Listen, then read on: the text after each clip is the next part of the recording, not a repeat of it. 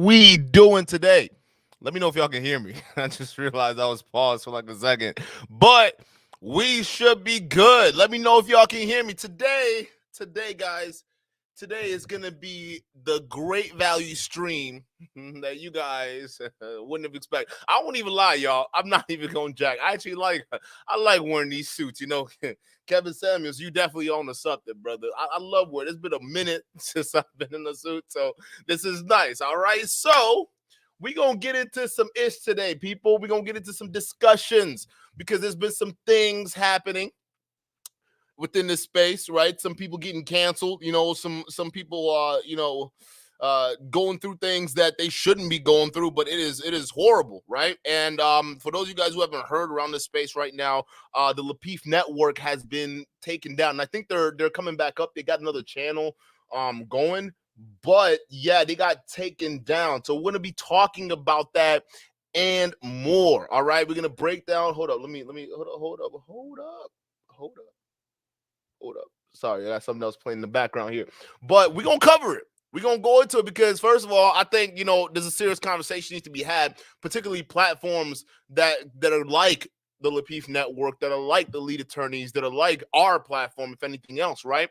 Allowing just about anybody to come into the space and basically say what they need to say or troll what they need to troll. And we've had our fair dealings of trollings too as well. So we definitely understand how getting your channel taken down, by no means any fault of your own, is definitely devastating to be able to view that, especially if you've worked so hard to build something, right? And for those of you guys who are in the building today, before you even go ahead and start this, open up a second tab in whatever your app you're watching this, okay? Whatever modem, if you're using desktop, if you're using phones, whatever it is, open up another app. Go ahead. I think they have a new channel, the Complete Network, that they have up. Please go over there and show your support. 100%, guys. We're all in this together, all right? No matter what, we are all in this together. No one deserves to be taken down by these dumbass people that come on your stream. We all come here to have good, valuable discussions, and that's what we're here to do. And all these other sources that try to stop it, we need to do our best to prevent that. So please go on over, open up another tab, and support the brothers, support Anton, support what they're trying to do. Get that another channel back up. I've no doubt that going through the process to make something happen, they'll go ahead and make it and be successful with it. I'll go ahead and I'll put a link in the description of this live too as well, of the new channel, so that way anyone who's watching this on a replay or anything like that, please go ahead and support our brother in this space. So let's go ahead and get into it, because the channel got taken down, and we're all freaking out because we saw the post. It was like, oh shit, what's happening? Lapeef, they got Lapeef. What in the hell? What is happening right now, right? So we then watch, because the lead attorney had Anton Daniels on the show. He had Lapeef on the show too as well. They both were kind of discussing, and there was an interesting discussion that came off, and we're gonna have a kind of like a part two to that, because there were some things that was said. The Godfather himself, Kevin Samuels, showed up in the building and broke down his part. And it was particularly what he was breaking down is what I want to cover, because I think we're coming from two different worlds in that conversation. But we're gonna break down that stream, and we're also gonna break down the biggest question I want us to basically kind of start thinking and seriously considering, right? Especially in the age of censorship, in the age of new media, not really knowing what's going on. A lot of people who are coming into the space, what is the next course of action to be able to make sure that us as content creators in this space have a valuable backup plan, or a valuable plan that we can put primary, right? Is this the start of the conversation of we actually needing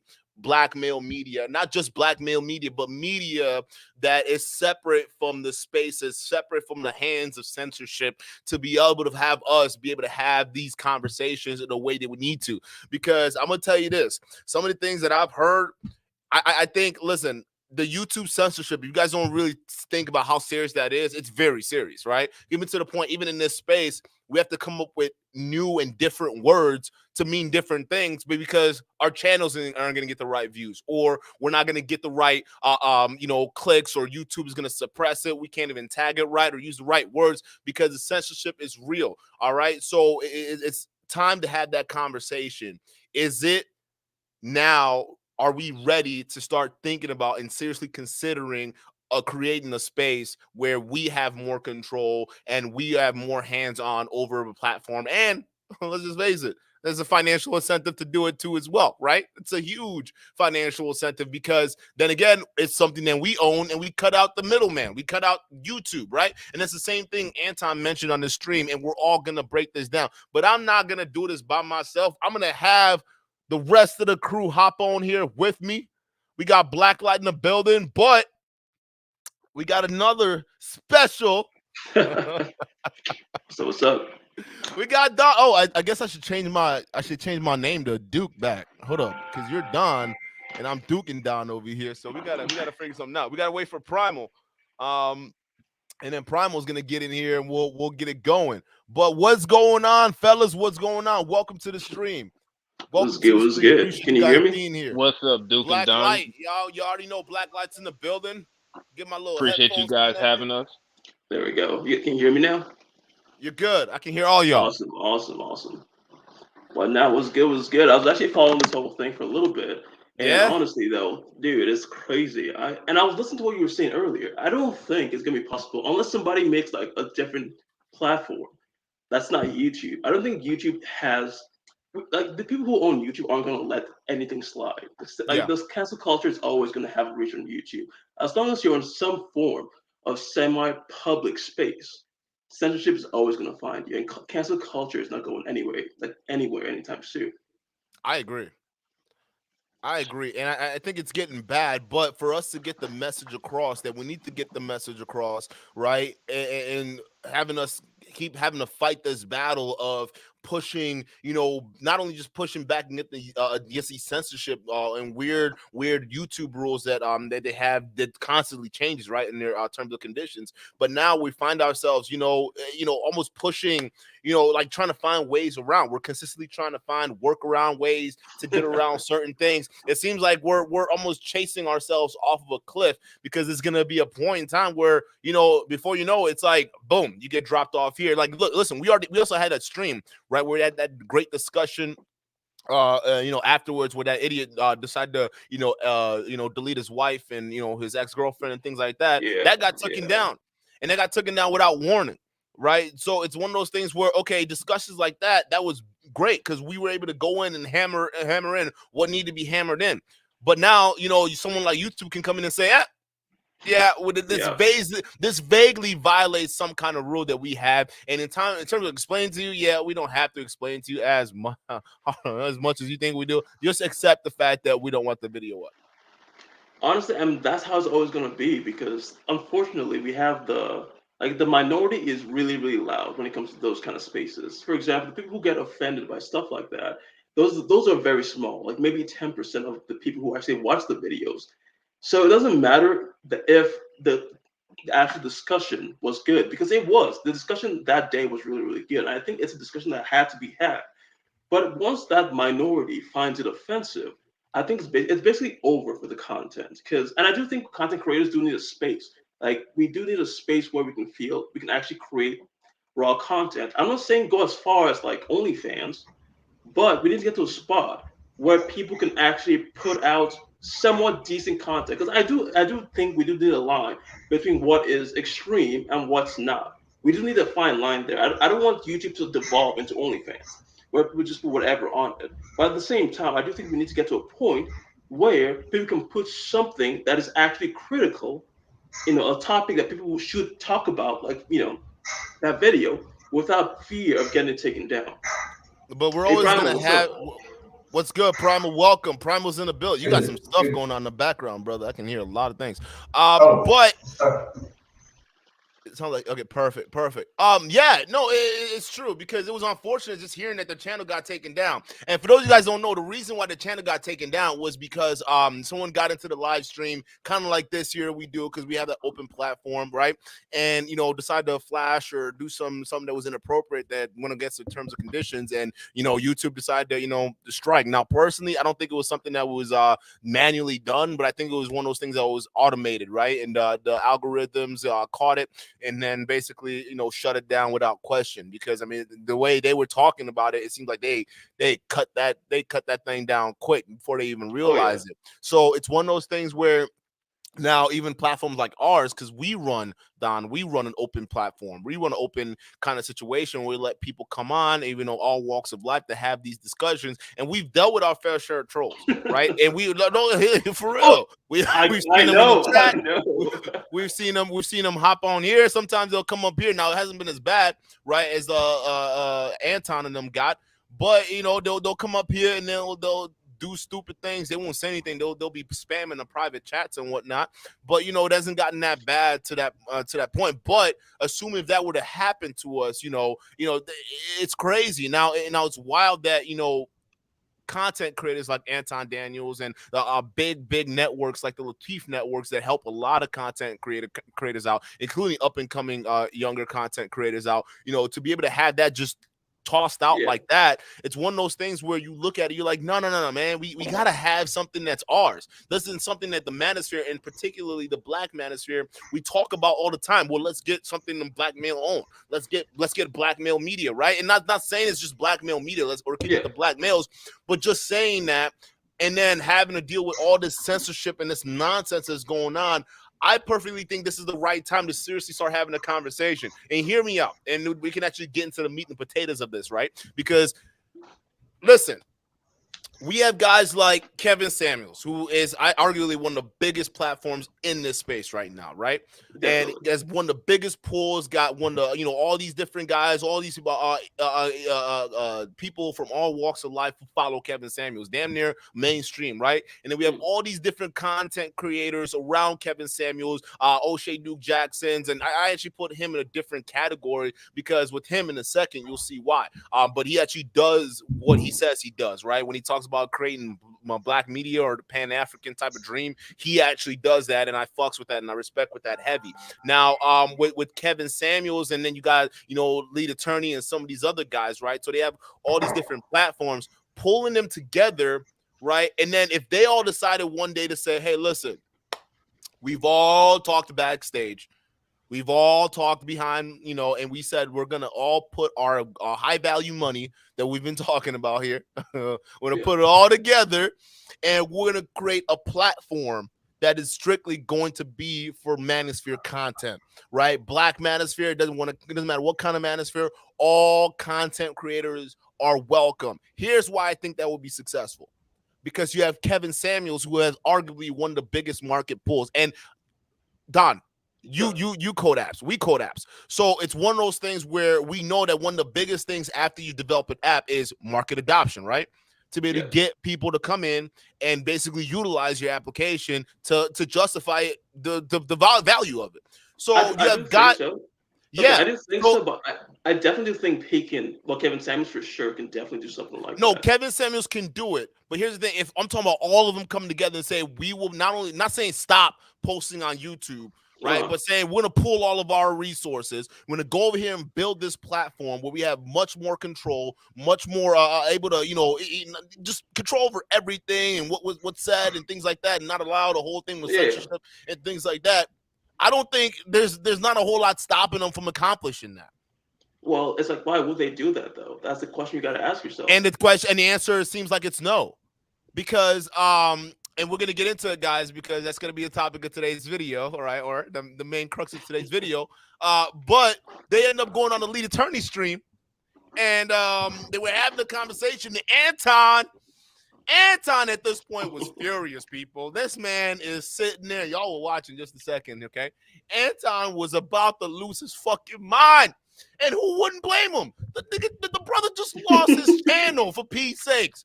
They all lost their channel. They're losing their minds. And he's sitting up here saying, you know what? Fuck it. 6 months. I'm gonna build my own shit. I'm gonna create my stuff. You best believe it's time for us to do our own thing, and we're gonna make it happen, right? And then Kevin Samuels calls in, right? He's like, hey, hold on, let me slide my high value ass in here. All right. So he comes in, he says, hey, whoa, hang on now. Anton, hang on. Your problem is it's not the outside platform. Y'all don't need to be doing that just yet. Y'all need to focus on learning the rules of the platform that you're studying, right? Don't think about going to the other outside platforms. Don't think about that just yet. Follow the rules, understand the game of content creation, understand the terms and conditions, which tend to be very vague with these app companies. And once you learn how to work within the institution, you will be successful with it. Now, there were some points that Kevin Samuels had, and I supported that, right? And it's making sense. It makes sense. But to a brother like Anton Daniels, it does and it doesn't at the same time, because I think we're looking at dudes that come from two different worlds. I guess and here's my. Oh, go ahead, dude. Go ahead. Chime in. All right, he gives them the advice. You got to learn how to play within the system that you're operating, right? Hold up, you sound like you're in a echo. Do you have? Oh, hold on. I got the wrong audio on. Hold on, sorry. Hold on. Better? That's a lot better. Sorry, I had it switched over to my other thing. So you talk about him learning how to play in the sandbox properly, right? Like he's got to learn YouTube's rules. That's his advice to him, right? Well, why learn to follow the rules if you can make up your own system with your own rules? That's facts. Well, see, you know what? I wanna chime in on this, right? Because I like how you were talking about it the other day, as far as the business aspect, right? And see, in my opinion, if anybody has read the books that Dr. Claude Anderson wrote about powernomics, this was a perfect opportunity to be able to utilize power. See, the thing that I find the most interesting is that when it comes to this situation, right, a lot of these guys can come together and criticize Fresh and Fit, right? Let's just talk about that. So I don't know if people were just making content, but there's also things to be learned from the critique of Fresh and Fit as well. You know, we all made jokes and we all laughed about it, but there's also some jewels that you could pick up in that whole situation. The first thing that people should be able to pick up is that anybody that has over 100,000 subscribers on YouTube has their own personal YouTube a representative, right? So there's a lot of people who are involved with the situation who have over 100,000 subscribers. Second of all, what could be done is the lead attorney is indeed an attorney. So the whole entire stream, in my opinion, should have been debunking the reason why the Lapeef network lost their channel. So then that entire stream could be used as evidence to then present to YouTube, right? That should have all been going on simultaneously. And then when you had all of these content creators all together, right? You can put a call out to Abba and Preach, put a call out to what's that guy's name? The white guy. What's his name? Tim Pool? No, not Tim Pool. Cordelia. Cornelia. Spencer. They could put a call out to. They could put a call out to Spencer. I mean, like, you have all of these people together, all in this space, who literally just learned about the kind of nonsense that you can run into, having to deal with someone trying to use cancel culture to cancel somebody, to be able to counter this, because clearly, from my understanding, this was no fault of Lapeef. It was just basically some troll doing what trolls do. And this is something that should have been taken care of, in my opinion, in like 24 hours if things were working the way that they should have been working. There should always be a contingency plan in place when something like this happens, so that the initial layer of protection can already start. Now, and that right there is just for working within the system. When you identify that there's a system problem, then if there's a system problem, you need to use that learning curve to create a new system. Like, for instance, we were talking about in the chat the other day about Sam Walton. Sam Walton used to work for a chain of stores.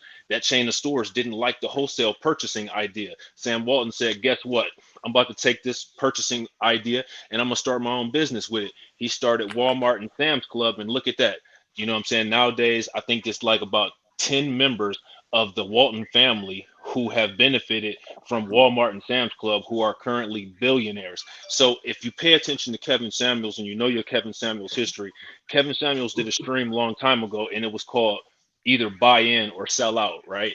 And that buy in or sell out theme was basically about, black men and, hairstyles and different things like that. And it's like, oh, you cut your dreads off, blah, blah, blah, blah, blah, if you want to work in corporate America. And I did a reaction video to that. And I said, yeah, that's a good solution if that's what you want to do. But if you don't want to do that, then your next step is to build your own corporation and use your own value. And that goes into what Primal was talking about yesterday, as far as utilizing your actual skill to make up most of your content. And I agree with that. Mm-hmm. No, you're absolutely right, man. Because that's the thing, and I do absolutely support us. Basically, goddamn, we have to build our own thing. We have to, especially coming from a person who's like that and that kind of mindset. I think it's high time, if we are, especially in the space that we talk about having our own infrastructure. We talk about black men, the average of black men coming up into the middle class. We talk about more black men going into entrepreneurship, especially the younger generations who are coming up looking towards finding their own way, creating their own path. Right now, we're talking about the lack of male leadership to be able to forge or look at an example for that, right? So we have a situation where someone was unjustly taken down, right? And for those of you guys who are new, just coming in right now, make sure that you open up another tab and go ahead and show support to the Lapeef Network new channel. We'll be linking that in the description over here. All right. So it was unfortunate how these idiots were able to take him down, but let's help the brother build back up and do his thing. So please go ahead and show support on that stream. But I think this is one of those justifications for it. Because it's like this is one of those things where you come into the space, we're always talking about how, okay, well, the women don't respect us, and the only way they're going to be able to respect us if we have something that's our own and we have something that we can build, because whatever. And we hear the women on the other side, well, black men ain't shit because they ain't building this, X, Y, and Z. Here's a clear opportunity to basically buck at the system and say, fuck, oh, you wanna cancel us, right? You want us to do something with us, and now I'm connected with all these other dudes who are also movers and shakers, right? I mean, every aspect of the high value concept we discuss in the space, these guys have it, right? They have the large networks, they have the money, they have all these different aspects. So what's stopping us from doing it? Because if we keep working underneath the systems, more censorship keep coming down the pipeline, we're just going to be sitting here like ducks complaining about the issues that we have. I'm done complaining, not just about the women issue. Obviously, we're going to hopefully start turning around from that and coming towards more things that are going to help us out. But I'm also done complaining about shit that we absolutely have the power to do something about. And that's what I'm talking about. Because when we complain, when we just sit there and bitch, we give the power to somewhere else when we could have realized that we had the power right here within us the entire time. I think this is a big example as young men to be able to look at some of these guys and say, hey, yeah, no, go start your own shit. Show these motherfuckers what's up. Not saying y'all got to compete with YouTube. Not saying y'all got to be on that goddamn level. No one's expecting that. But to have something built by guys who talk about what they talk about and they're actually doing it, that's huge. But then when I see this stream, and we actually have to cover it, right? And I'm very fair to Kevin Samuels, and actually one of your supporters that we support just what you got going on over here at this platform. So is some of the other major players in the manager space, the lead attorney, some of you guys. We support you guys, and we want to see you guys successful. And I think part of that is also being able to channel some of what we have into something that we can call our own, right? Something that where, we can go ahead and get the message out to how we need to get the message out without fear of the big bad wolf lurking in the background, without fear of whatever it is that's standing in our way that's going to stop us. I really think we have to take this as a wake-up sign to say, okay, now it's time to basically start doing our thing. Space Snapper says Lapeef Network got the channel back, by the way, about 45 minutes ago. Nice. Thank goodness. All right. Shout out. All right. So we got that back, but still, right? But still, this is the conversation that needs to be had, right? What now? What if this happens again with another content creator? What if this happens with someone else that's major, where let's say we get down further towards up the road there and the censorship gets tighter? Because we can't say the same amount of censorship we had like 5 years ago is the same that we have today. If anything else, I would argue it's getting tighter. It's getting stricter. Well, Duke, you remember in that movie, The Day the Earth Stood Still, yeah, that scientist told Keanu Reeves, humans don't change until the precipice of change. And what you see with everything, with literal everything, is that most times when it comes to events like this, people are reactive.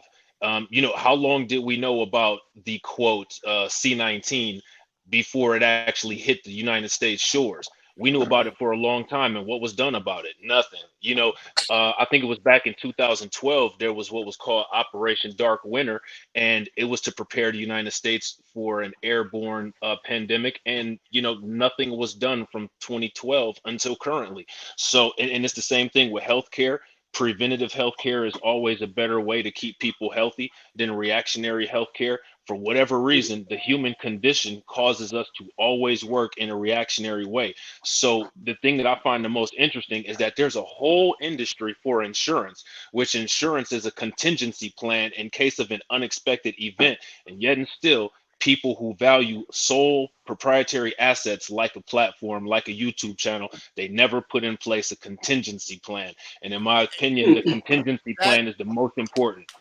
That's what we're asking. We're asking for a goddamn contingency plan. That's all we want.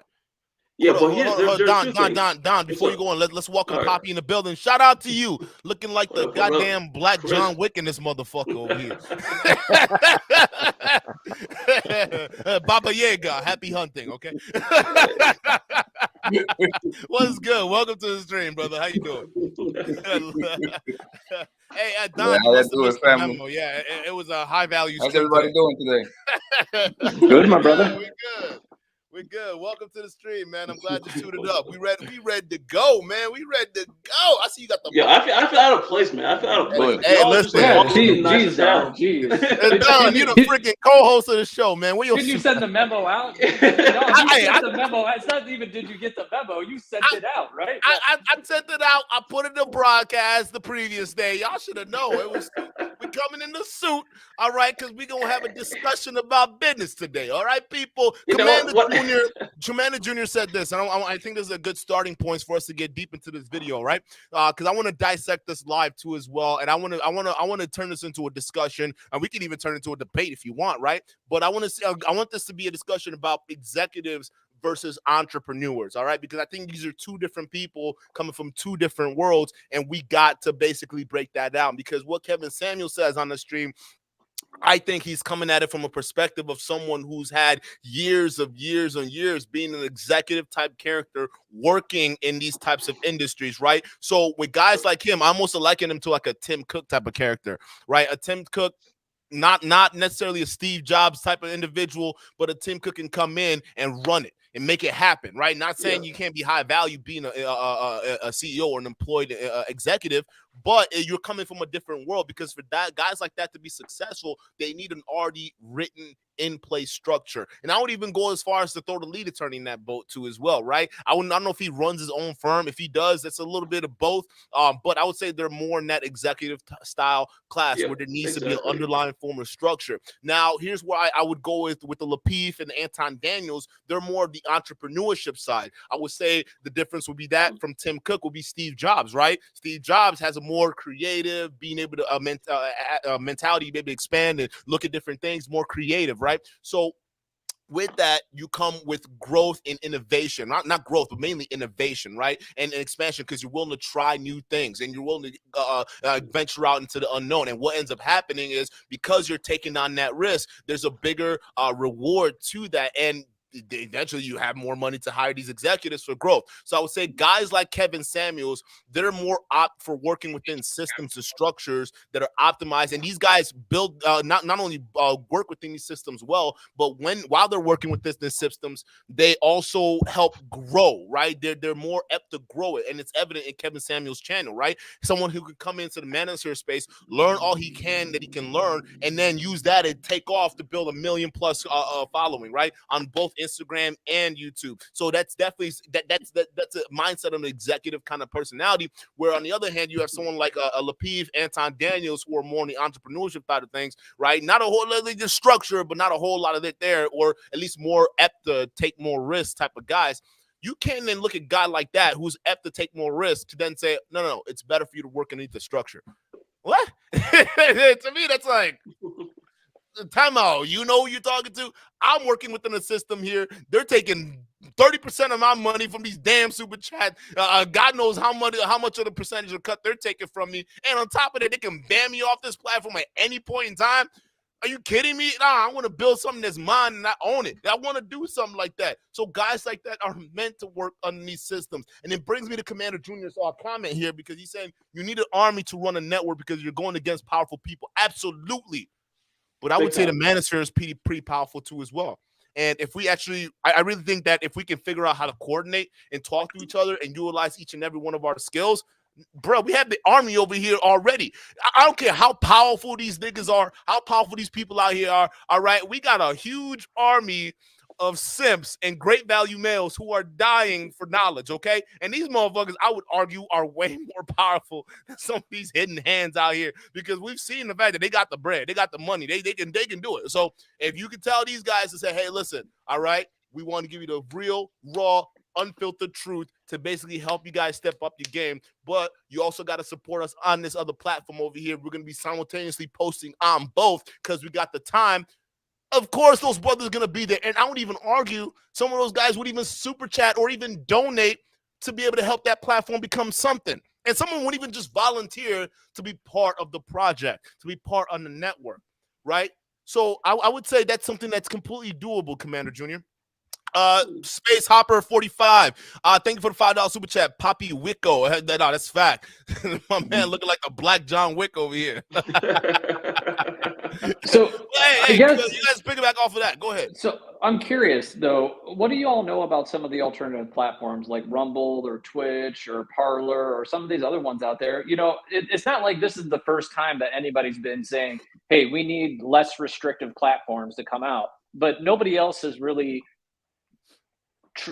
competed with YouTube, in my opinion, to this point. Why do you think that is? Why are some of these other startups not getting the traction? They got Google on their backs, bro. Like, I mean, dude, any platform that Google supports is going to do really well. Like, Google owns YouTube, and Google owns the internet, basically.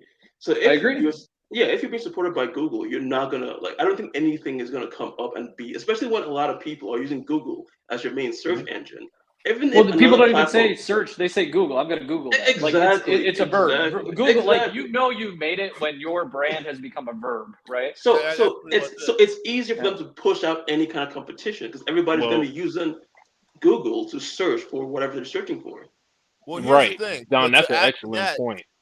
Oh, let me Blacklight. Yeah, go ahead, dude. Real quick go to ahead, add on. Because I've actually worked for a lot of tech startups for this, and I sold a lot of products for them. And here's the thing with a lot of these tech startups is a lot of them build their companies to basically sell to guys like Google. That's actually they're so big because a lot of these young entrepreneurs, right? When they come into the business, they come in knowing that hey, we got two options, right? We come in, get the VC funding, right, and try to keep this running as much as we can. But ultimately, our goal is to get bought out by a completely different company, or they just look at it as a cash squeeze. But in some of these young startups, especially some of these app companies and tech startups, you see the main goal is to build it just enough where you become that golden goose, where a lot of these bigger companies would look at you and say, okay, you're the next best thing. Let me go ahead and scoop you up. That's basically what it is. So a lot of these young entrepreneurs, their goal is to build something to basically sell. So to go to the original point, Primal, why where you see these guys, these conglomerates basically expanding their reach and expanding their networks, and you don't really see a big competitor to YouTube, it's because when that competitor becomes viable enough or they come at it with a different angle, boop, they get snatched up by the big guys. Or this is how fucking crazy these guys are, right? What they'll end up doing is just, if you're not willing to play ball, they'll just replicate your program and then just go ahead and put it on their platform. And then guess what? They can eat up the lawsuit. It don't matter. You can sue them. They can go to the copyright. You could try. They already have expenses for that. That's nothing. That's the cost of doing business for them. But go ahead. So wouldn't the black YouTube just get bought out then? If we care, here's the crazy thing. If we care more about the money than care more about the message, then yes, it's easy to see that same thing happening. Exactly. Well, and here's another thing too. Don actually brought up a great point, and I think people just glossed over it. The number one search engine in the world is Google. the number 2 search engine in the world is YouTube. So what people don't really understand about the It's YouTube market insane. and that whole web is that YouTube is actually, for the most part, mostly utilized as a search engine, right? Now, when it comes to building your own platform, you have to say, well, what do we want to do as far as building a platform? If you want to build a platform as like a streaming service or an entertainment service, then maybe the YouTube approach is not the proper approach to take. One of the best ways to secure a market is to find a marginal approach, a wedge within that market that's a completely unfilled void and take up that entire void. So if you look at YouTube as a search engine, if you look at Google as a search engine, then you understand YouTube is completely integrated into Google. There's no way you're going to be able to compete with that. YouTube search statistics show up on Google Analytics. Google Blogs is connected.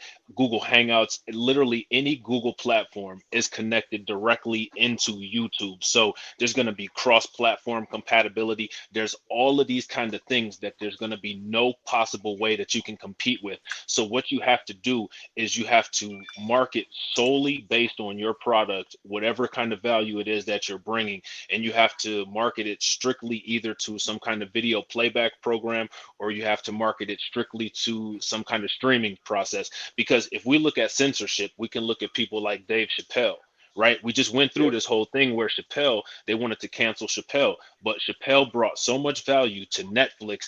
It was, when they did a cost benefit analysis, is not worth allowing him to be canceled. So you have to bring so much value that it's not the best decision to cancel somebody. And I think that that's possible. I mean, it is possible because we create good value content.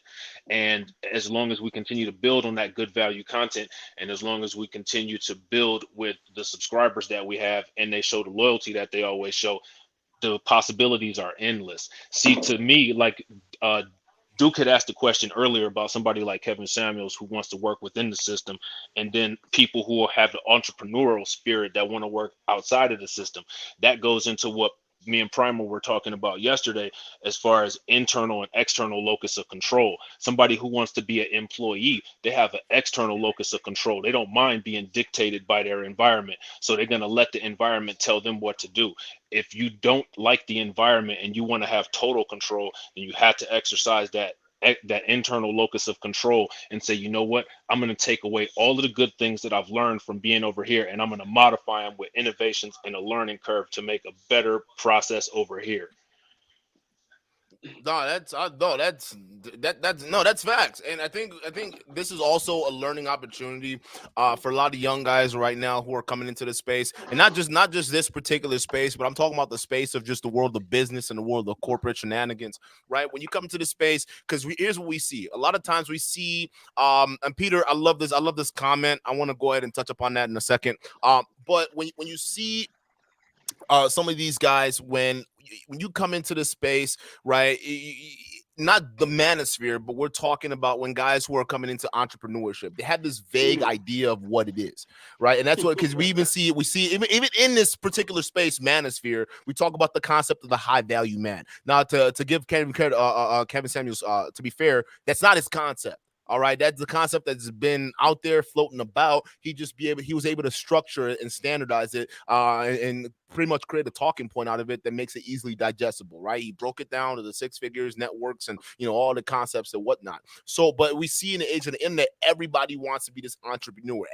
Everyone's selling the boss babe, the entrepreneurship dream, things like that. And the problem is, a lot of people don't know the kind of work or even the kind of spirit it takes to go into those fields. A lot of people don't realize that there are different kinds of business people. And to even consider yourself to be an entrepreneur, you have to first understand what kind of business person you are. Because I tried to figure this out, right? You're either a builder, which is someone who basically builds a business from the ground up, right? I would say someone like a Bill Gates, Elon Musk, someone who can really get into work and build it, right? And these guys typically aren't guys, they can build something, but they're not guys who are up to running a business, right? These are the guys who are more inclined to basically hire an executive and help them take on. And you got guys who are up to be more middleman type of guys. This is actually where my business expertise come in, because I'm a middleman. I'm the ultimate kind of middle guy. All right, that's my business model. I'm a builder.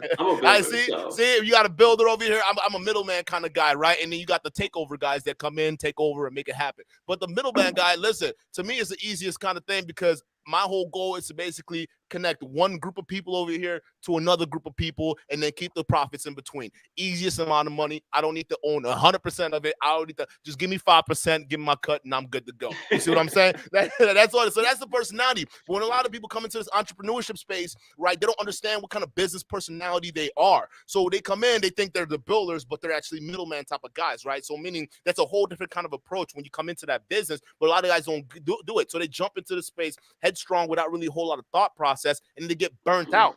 Right. And on the contrary, right, a lot of these guys who are in their 9-to-5 jobs right now in that situation, who have that spirit want to be entrepreneurs, not really realizing what it takes to basically get out of what their situation, or not realizing they can use their 9-to-5 to be able to get the experience they need to be able to go out there and build something that's worthwhile. So I think there's a lot of confusion when people talk about this entrepreneurship space or coming in making six figures or, you know, doing all stuff without a lot of specificity, because if you don't understand what kind of character or personality types you are, you're less likely not gonna be successful, right? And it's okay if you realize, hey, listen, I'm a 9-to-5 kind of person. Ain't nothing wrong with that. Yeah, Guess what? You can be a 6 figures executive, right? You can be, be in a position where you have a lot of leadership roles and responsibilities and still make that money, but you're not the sole owner of an organization, right? You're not the big, dick swinging dude in the building, right? It's not you, but you hold a fair amount of weight and you're doing your thing.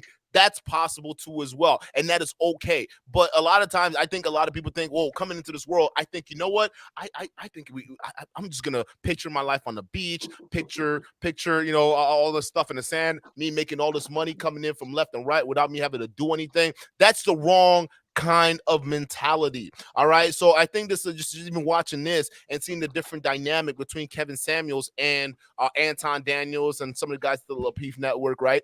Two different dynamics, and I think those two guys basically exemplifies the example I just gave out today. So go ahead. Anyone has anything to add to that? Yeah. Go ahead and get the video prep. I see it. Oh, go ahead, Don. All right, quick thing I did want to mention a little bit earlier, going off what you were saying about the two different types of people. The problem is these guys, they have nothing to gain because right now they're doing pretty well. Like, the Kevin Samuels and all the other top YouTubers. Right now they're doing pretty well. So it's more of a risk to them to even start competing with YouTube or creating a different platform for, say, Black YouTubers or the manosphere. So which one thing that goes into the whole being an executive versus an entrepreneur? Because entrepreneurs are willing to take that risk because they don't. Because keep in mind, a lot of people when they first actually set out to be an entrepreneur, a place they kind of mistake what their role is. Like we were talking about the builder and the middleman, and then the managers and all that. They mistake what their role is, so they kind of get put in a role that's not right for them. Usually, it's a builder. So if, like for example, you as a middleman wants to start a company, and you go in as a builder, then you're not gonna enjoy that position. I would hate my life. Exactly. I've actually done that. You get burnt out. I know you did, because I was actually working with you with one of your initial projects a few years ago. So I know that's like you get burnt out real easily because you have no interest in that. And the same thing for, like I say, Kevin Samuels, for example. If he goes in and starts to build something, he's going to get burnt out, especially since he has no reason to. He's already very comfortable. Yeah. He has 1 million subscribers on YouTube, 1 million on Instagram, and I'm pretty sure his image consulting business is going well too. So I think we need to give some kind of incentive first for people who are on the top like that. And keep in mind, 1 million in YouTube standards is not a lot of subscribers. Because there are people out there who have like 5 million, 10 million, 15 million, like PewDiePie and Mr. Beast, and like there are other YouTubers like that who are literally in like 30 million-ish range. Yeah. So I don't think he has as much leverage as you would think in his space with just 1 million. Right, but then we also do have the power of niching, right? That we do have the power of niching, and niching is a very powerful tool, right? O'Shea talks about this. I think Poor Man Podcast has mentioned this a while back, but Lead Attorney has definitely talked about this too as well, and Anton Daniels has definitely talked about it. But niching down is a very powerful thing, and these guys have talked about it in various different forms and different streams.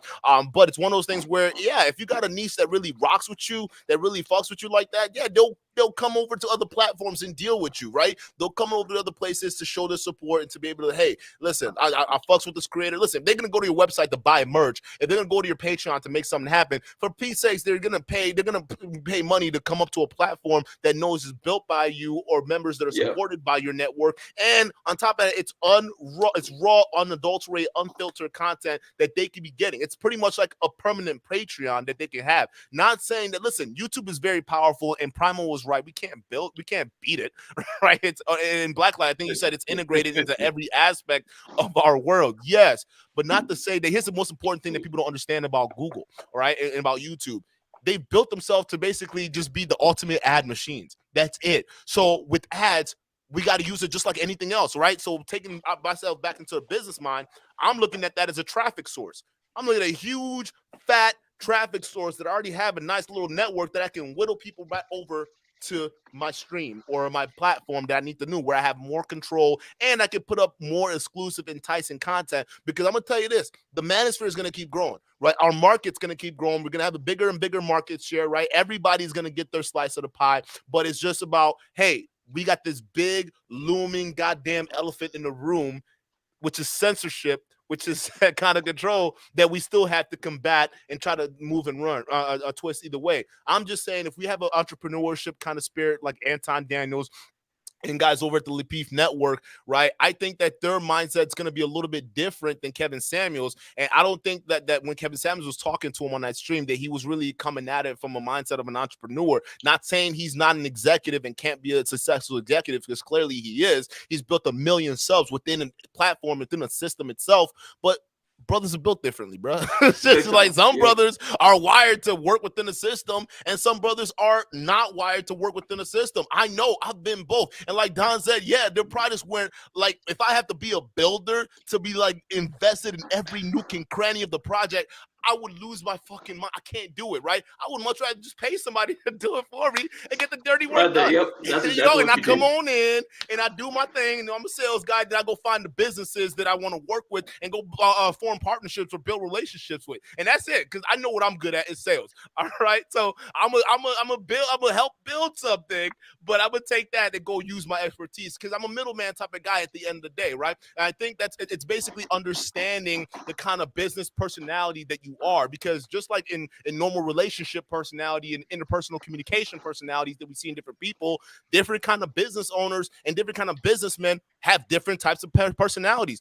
Steve Jobs is going to be different than Elon Musk. Bill Gates is going to be different than a Tim Cook.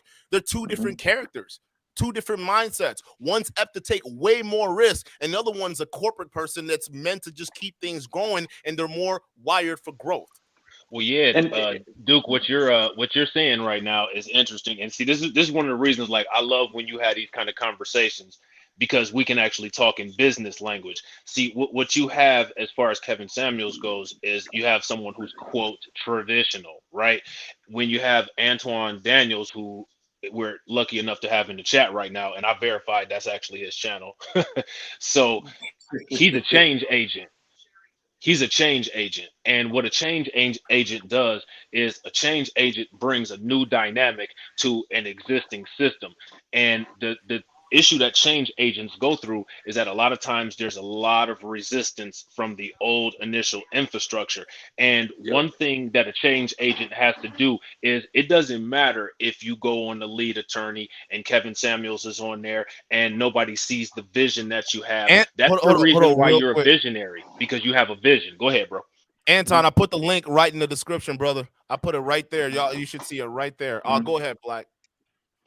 Yeah, all I'm saying is that he's a change agent, and my advice to him would be, it doesn't matter what Kevin Samuel says. It doesn't matter what the lead attorney says. What matters is what your heart says and what you feel would service your subscriber base the most. You have to remember that you might have lost your channel, but you didn't lose your supporters.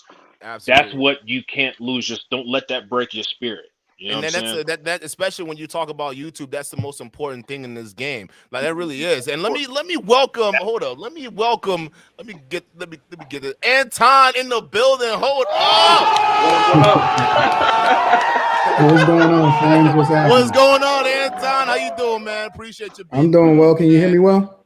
Yeah, we can hear you loud Yeah, and clear. yeah. Hey, first of all, we're glad that you're the channel. I heard the channel's back up. Someone sent us Is it back Yeah, it's already? back. about We that, so that's rocking. We good. doing But what we Nice. do. what? Go ahead, man. What are your thoughts on this? Because here's the thing. Let me just say this. I think that you and Kevin Samuels, especially on that stream, you guys have different mentalities, man. I see you as more as an entrepreneurship type of person, as a builder, as someone who's willing to take more risk. And I see Kevin Samuels as more as an executive kind of person, someone who can come in within the system and really Yep. they're more optimized to grow, right? And he's proven that with his platform, he can grow it and he has a strategy to do so versus, but on the risk taking side, it just isn't there. But what do you think about that analysis or that take? If I had to put it in perspective, I would say Kevin is Jay-Z. I feel like I'm Kanye West. I feel like I'm That's Kanye facts. West. Like, That's think facts. about it. Nobody was Mhm. trying to hear Kanye when he was talking that he was Disney and that he's Steve Jobs and all of this other type of stuff. In hindsight, he's a genius. Now, I'm not saying that I'm a genius because I'm a C student, all right? But what I'm saying is everything I do is a 10 to 15 year vision, right? I don't care about what Taylor Swift is doing. I don't care about what Drake is doing. I'm paying attention and trying to understand how Chameleonaire did it. I'm looking at what's my man name from Strange Music? Tech Nine. I'm looking Tech at Tech Nine. You know what I'm saying? I studied the Kanye Wests. The thing about it that people don't understand is that most people look at things from the perspective of just trying to get on, right? Very early on in my whole YouTube journey, and I've been on YouTube for a long time, probably like 8 or 9 years. I've always looked at the intangibles, right? I used YouTube early on, not as a platform in order to monetize or get my following up. I used YouTube in order to leverage it to create visibility as to how it was I was able to market myself and becoming a greater executive, right? People would tap into me and say, Anton, I see what you're doing over there, right? Because once you get past a certain level, it's about creating visibility for yourself. It's about your network. It's about all of that. I was thinking about this 8, 9, 10 years ago because it painted a picture and I understood that who you were online was going to be more relevant than who you were in real life, being able to market yourself effectively. That was 10 years ago. Telling your story, telling your journey, so on and so forth. I'm looking at 2032. I'm paying attention to the lessons of yesteryear. I'm paying attention to the fact that I just did a story today on Fetty Wap, and he's doing the exact same thing, or he fumbled the bag in the exact same way that artists all the way back to Hammer years, all the way back to the 80s, he did the exact same thing. The thing that people don't understand is content creators are the new rappers. Yeah. Right? They're the new singers. right. They all of that, right? And so when you understand that, then you can start to master the system. And it's not about, I'll give you an example. There's a lot of YouTubers that have more subscribers than me. And now I have a ton of subscribers. All right. I have a massive amount of loyal followers, right? Yeah. But they don't do the type of numbers that I do revenue wise. They don't understand how to license your content, right? They don't understand how I make way more money off outside of YouTube than I do on YouTube. They don't understand about sponsorships. They don't understand about marketing. They don't understand any of that. And so they're so busy trying to monetize the platform, AKA record label. Let me get as many royalties as we can. Yeah. And I'm trying to tell people that you don't got to do it that way, right? YouTube is just a vehicle. It's a tool. It's a tool in your toolbox. It's a very awesome tool, right? But it's just a way in which you can funnel traffic. Once you build your name up, and most people stay in the mindset of a person that's just trying to get 1,000 followers, trying to get 10,000 followers, trying to get 25,000 followers or whatever. Once you get there, you're supposed to continue to level up. If you're a person that's trying to get out of debt, you're going to follow Dave Ramsey. Dave Ramsey has a threshold. Right? Anybody that understand finance or understand how money works, and I'm not talking about starting a business, anybody that understand becoming a businessman understands that once you get to the starting line, Dave is there to get you out of debt and get you to the starting line. It's another level. Yeah. It's another level in the music business. It's another level when it comes to content creation. It's another level the whole way. And so, I'm paying attention and I'm saying, okay, the immediate thing that I need to do is figure out how I can move people off of or use the vehicle of YouTube and whatever other social media network that y'all are great on to create the visibility, right? And then I want to funnel the traffic to my own stuff. In the near term, the traffic is being funneled to my Patreon, and I have thousands of Patreon members. In the long term, I'm cutting out Patreon altogether.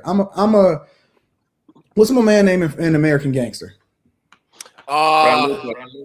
Frank Lucas. I'm cutting out the middleman 1,000%.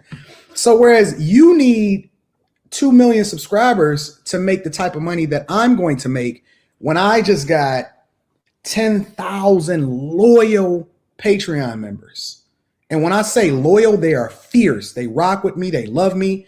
And there is nothing that they won't do to me. You don't, as content creators, what I try to tell people, you don't have to try to ride the wave. You don't have to try to do reaction videos. You don't have to do none of that. You need to find your audience because it's 9 billion people on this earth. And what I've been able to figure out is that I don't need all of them. I just need a cool 150,000 of them that truly loyally follow me.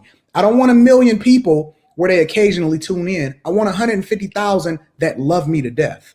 And that's the difference. I look at things and I study other people and I realize that I'm bigger than my environment. I'm bigger than YouTube.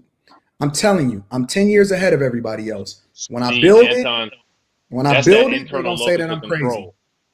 That's that internal locus of control. You got that entrepreneurial spirit. That's exactly what you were saying was literally what me and Primal and Duke and Don have all been saying. You're seeing beyond what the capabilities of YouTube have in order to create an organic. That's that Steve Jobs mentality. That's that Steve Jobs mentality I was saying, right? Yeah, like, I shouldn't be giving this level of game, but I do have to give y'all something. Yeah. Watch. Listen, I'm rocking. We doing it. Me and JR are building this. This is a 10-year vision. As a matter of fact, losing our channel was a huge blessing in disguise. I mean, it was the best thing that could have ever possibly happened to us because we had already been putting things in place, but we wasn't doing it at the speed in which we decided we're gonna do it now. It's a completely different game now. And like I said, it's cool to be a YouTuber. Was it the censorship then that kind of gave you that sense of urgency that says, hey man, like we need to have that, we need to, okay, this 10-year plan, we need to make it like 7 years or 5 years, and we need to cut that in half, right? So what was that internal? Because I know you must have been feeling something right here in your gut, right? That fire, like, damn, bro, like this just happened, and I have zero control of what's happening right now. No, I was excited. Like if you look at me on the Lead Attorney show yesterday, I was laughing, like I was cracking up. You know what I'm saying? Because anybody that's been in business for an extended period of time understand that failure happens on a regular basis. But when you endure through it, the thing about success is that it's not based off of whether or not you got a good idea or not. There's a million good ideas. Very few people are going to execute on them, and even less are going to endure long enough to be able to see the results or the success of it. Yeah. I don't want it quick. I want to make sure I go the long way. I'm gonna go the steps, and then we're gonna see who prevail at the end. At the end. I'm telling you, it's going to be crazy. It's going to be absolutely insane. But, one of the main things, because when I was listening to that live stream too as well, because I had to dive into it, because I definitely, I saw where Kevin Samuel's point is, but just looking at, because I watch your channel, I'm subbed to your channel, so I fuck with a lot of things you say. Appreciate you, bro. But one of the things is I also see the entrepreneurship spirit. So when I'm hearing that, because I see your vision, and you said, okay, I have a plan to go ahead and, step outside this, because the younger generation, that's what it is. We're looking at this, and we're looking for more entrepreneurship opportunities out there, right? We're not looking at these corporate standings or these systems, because a lot of young guys aren't really even built to be able to work within systems or structures like that. So seeing someone like you say, okay, this happened to me, now we're gonna turn around, we're gonna get our own thing. I'm sitting there like, let's do it. But you know what? Honestly, it's not. But it's the reasons are different, right? A lot of people do it because they say, well, I don't want to be dependent on YouTube or whatever, so on and so forth. I'm just doing it just because it's just inherently in me to build things. Yeah. It's just inherently in me to branch out and try and to figure out how I can solve for a problem. Like at heart, my profession, I was vice president of user experience at a major bank. Yeah. It's on my LinkedIn and all of that. Like people can go and check all of that or whatever. Vice president of user experience, and user experience is literally taking a software engineer, which engineers solve problems, And it's figuring out how it is that we can leverage our insight in order to solve for more problems on a human level. It doesn't matter if it's an application, don't matter if it's the flow of how people come in and out of restaurants. Solving for problems is often a wave that's often hard to go through, but if you can endure long enough to actually get to the other side, it'll be much more beneficial both financially and for the people that actually rock with you. I'm a build it, and maybe it's just because I'm hard-headed, right? Kev is like, Anton, you crazy, you know, on and so forth. I was looking at that because I'm like, no, you're not crazy, Anton. Well, think about it like literally this. Doing what you need to do. Think about it like this. I got to get rid of some money anyway because I don't want to be taxed on it.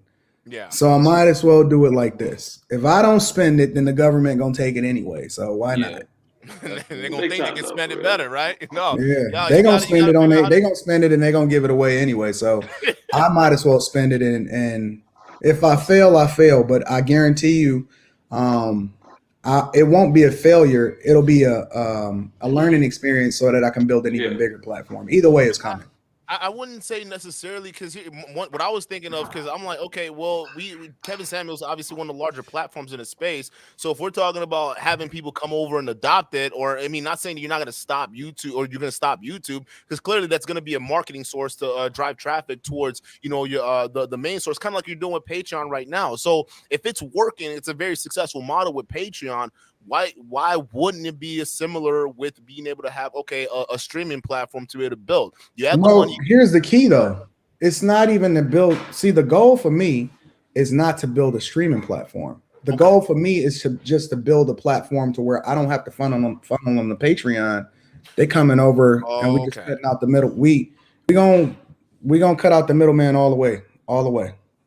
Why would I get 30% to Patreon? Why would I get 30% to YouTube? Why would I give any of them this at all? Like, it makes sense when you don't have a loyal group of people that actually rock with you. But not only could I control, because I mean, let's be clear.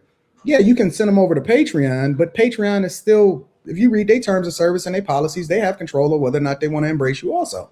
Yeah. Why would I subject myself to that when I can just build my own? And it's not going to cost me. Listen, I already own a web development company. I already have developers on contract that's working on other projects for me. I'm going to leverage my resources and my developers, and we're going to do it on our own. And it's not going to take that long, but we're going to test it. We're going to build the app. We're going to do everything. And I may not build it for everybody, or it may be a pilot, and I might pilot it with myself. But ultimately, if I can build a better user experience based off of my own vision for what I see makes the most sense for the people that rock with me, why wouldn't I do it? Yeah.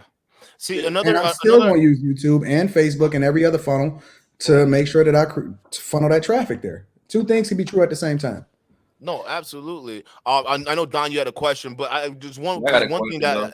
Okay, I had one disagreement I had with Kevin Samuels on that particular stream on TLA. And guys, we can have respectable and disagreements, right? But was when he was talking about reading the terms and conditions, and for the other ones. I do see where he's coming from with understanding the terms and conditions and some of these app and platforms, but we know that these terms, they tend to be vague with some of their wording sometimes. So, and some of them, they write it intentionally to keep it that way so they can keep that certain control. So just because you read the terms and conditions doesn't mean or necessarily translate to knowing or knowing what that particular platform or owner of the platform is going to behave when that situation should arise.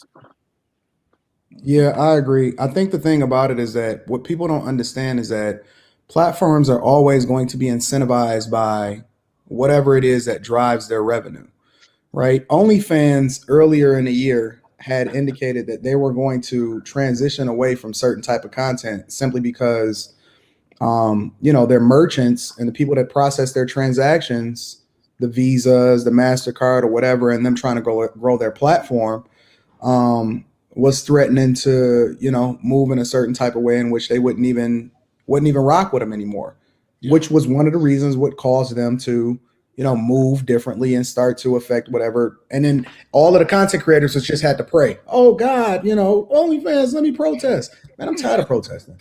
Like when and honestly, I don't believe in being a victim.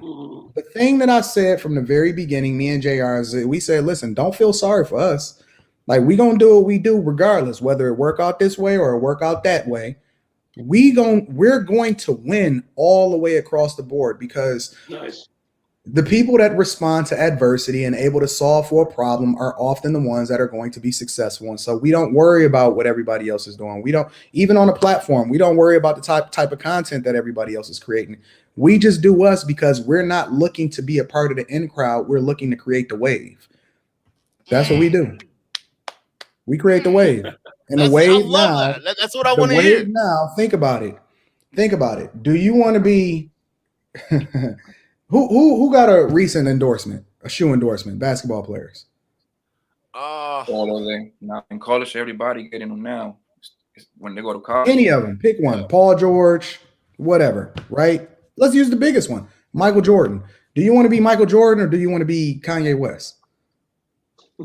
Well, Michael Jordan got violated. Michael Jordan got violated on his Nike deal. No. I'm talking about thinking about it from a business perspective. From a business perspective, when it comes to the end result, do you want to be Michael Jordan or do you want to be Kanye West? Well, Jordan, because he got the most. His shoe will never die. Kanye, I don't know. It's not about his shoe.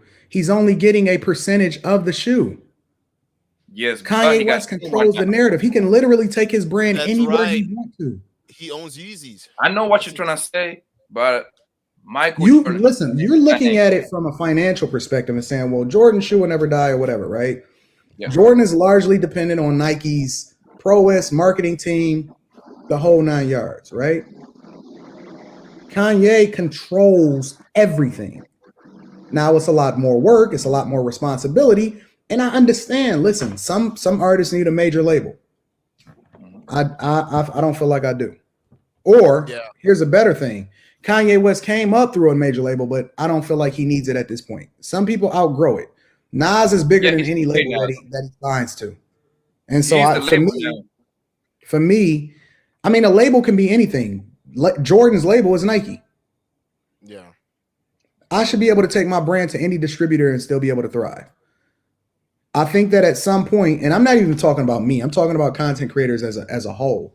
Yeah. At some point, certain content creators become bigger than their circumstance, or they become bigger than whatever platform it is that they're on. Kevin Samuels is a household name. Kevin Samuels is not Kevin Samuels on YouTube. Kevin Samuels is Kevin Samuels. So I don't know. I just look at it a little bit differently, and maybe it's just because of. But I also think, though, if we were all would have come in and said, because I mean, Kevin Samuels, you with the acumen, and lead turn, everyone coming in and say, hey, listen, I'm not even saying, okay, we all got to come together and sing Kumbaya to build a platform. I'm not saying that. I'm just saying that if we all said, hey, listen, we all, for new content creators coming out here and all this stuff, we want to network outside of this so it can grow and post videos and do all those things, right? Here's what we got going on. Here's a little bit, I don't know, you can put a little fee up there to make it happen, right? But, this is another network for help for you guys to get on and, around this space. I think, it'd be easier for that to happen because, like you said, Kevin Samuel is a household name. It's like a celebrity endorsement coming in and saying, all right, well, I'm endorsing this app. I'm using or app or platform or what it is. And now a lot of people are going to start coming over to use it. I mean, like you said, you got thousands of people already supporting Patreon. This is the perfect way to cut out the middleman. Matter of fact, for everybody, for a lot of people coming in who are trying to do that, right? Cut out the major middleman. So then when something like that were to arise, because we just had a previous conversation about it, we don't see the censorship stuff or all this nonsense stopping. I mean, we think, if anything, we see it getting tighter and stricter with more restrictions. So, I mean, that's what we said. So I think, if anything, I'm on the same wavelength you are. This is the main thing. We need a different backup plan. I think that there's a lot of different content creators. There's a lot of different types of entrepreneurs. And I think it all works. I just think that there's some of us that's just mavericks. Yeah. And we just don't care. Like the only thing that we care about is conquering. It's not enough for me to just win. It's like I just want to dominate. Boom. Like I don't want there to even be a question between me and anybody else. And it's some dope. Listen, it's some very, very.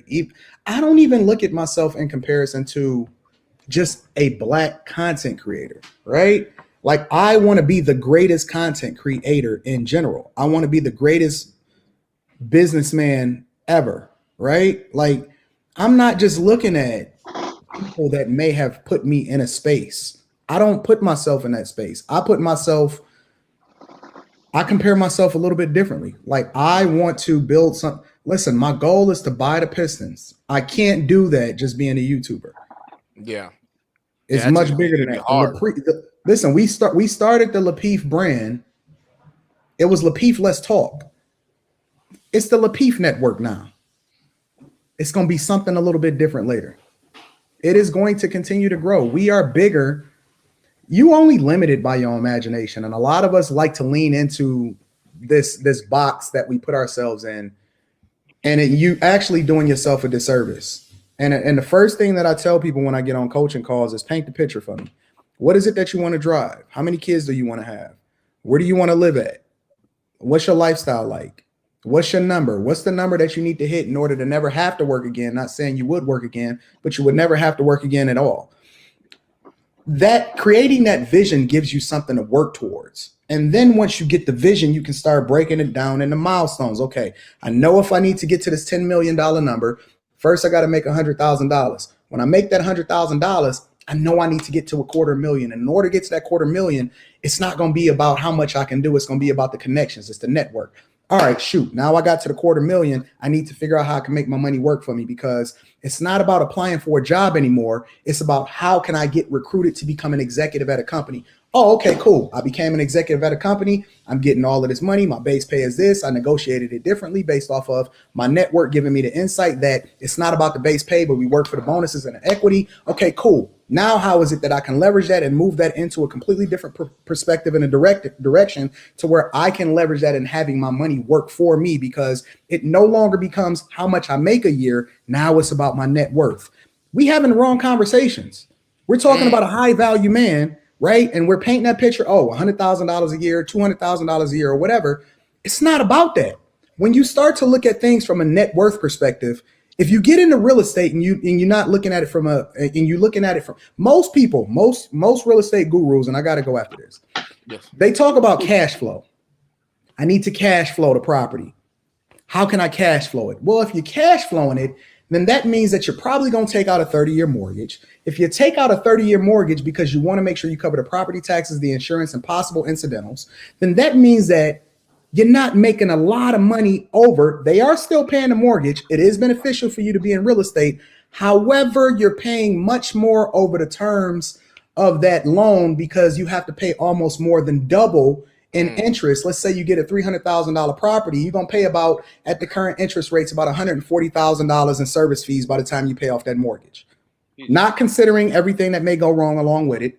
But if I get a 15-year, not only can I pay it off faster, I can increase my net worth more, and I'm paying less to service the mortgage.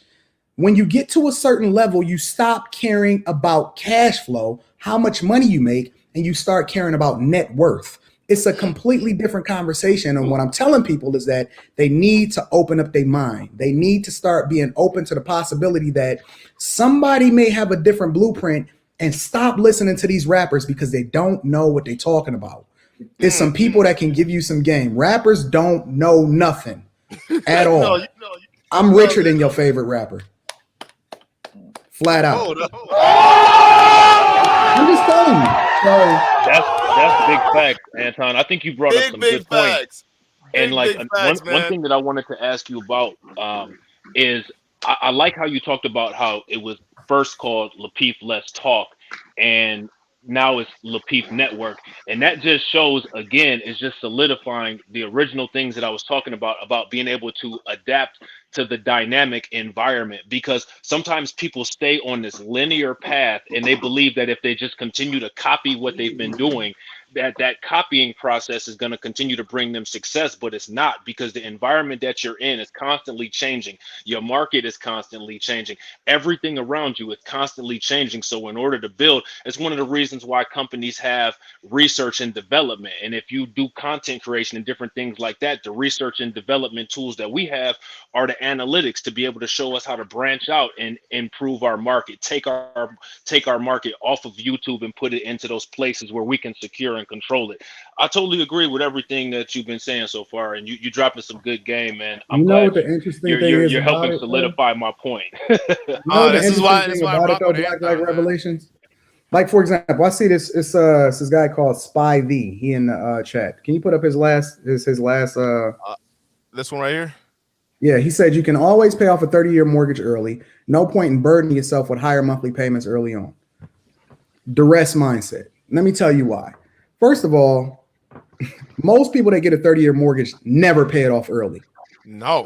You can look it up statistically. Most people never pay it off early. Secondly, if you look at the rates for a 15-year versus a 30-year, and then you extrapolate that out into how long you're going to be paying the mortgage, you're still paying more in interest. You can get a lower interest rate when you do a 15-year than a 30, right? Like it's ignorance like this that a lot of people listen to when they have no idea. Now, the question you need to ask yourself is, can I really afford to get into real estate yet? It's not about whether or not you're burdening yourself. It's whether or not you're built to be in real estate in the first place. Most people need to lower how much they're paying to support their lifestyle and figure out how they can increase their net worth. You think differently when you start talking. Most people have no idea what inflation is. Inflation for most people is almost at 7%. You put your money in, you need to get rid of the money. But listen, neither here nor there. I'm not going to talk about it. That's a whole. No, you need to talk about that, bro. That's a whole. Most people are only investing. Like even if you invest in cryptocurrency, a lot of times I talk about. I got problems with that too.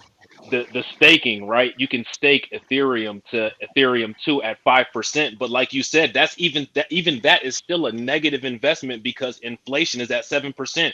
You're making a negative 2% net gain, which is you're losing money on every $1,000 that you're making. You're losing what $200? Like it's ridiculous. Inflation for most people is much higher than 7% because it's according to your lifestyle, right?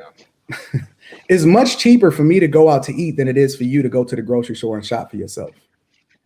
And you listen, that's a whole nother conversation. Do you know that every time I go out to eat, we talking about business?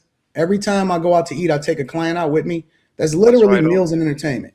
Whole nother conversation. They're not ready for that. Did you know that's opportunity cost right there? Yeah. Did you know that inflation on the meats that you eat is up over 19%? I'm not going to get into it. Listen, fellas, I appreciate what y'all doing. Y'all absolutely awesome. I don't want to go down the rabbit hole. I rock with y'all, fam. No, we rock that too, man. No, this is why I fuck with your channel, man, because you actually, I mean, even this is the concept you just laid out for everyone.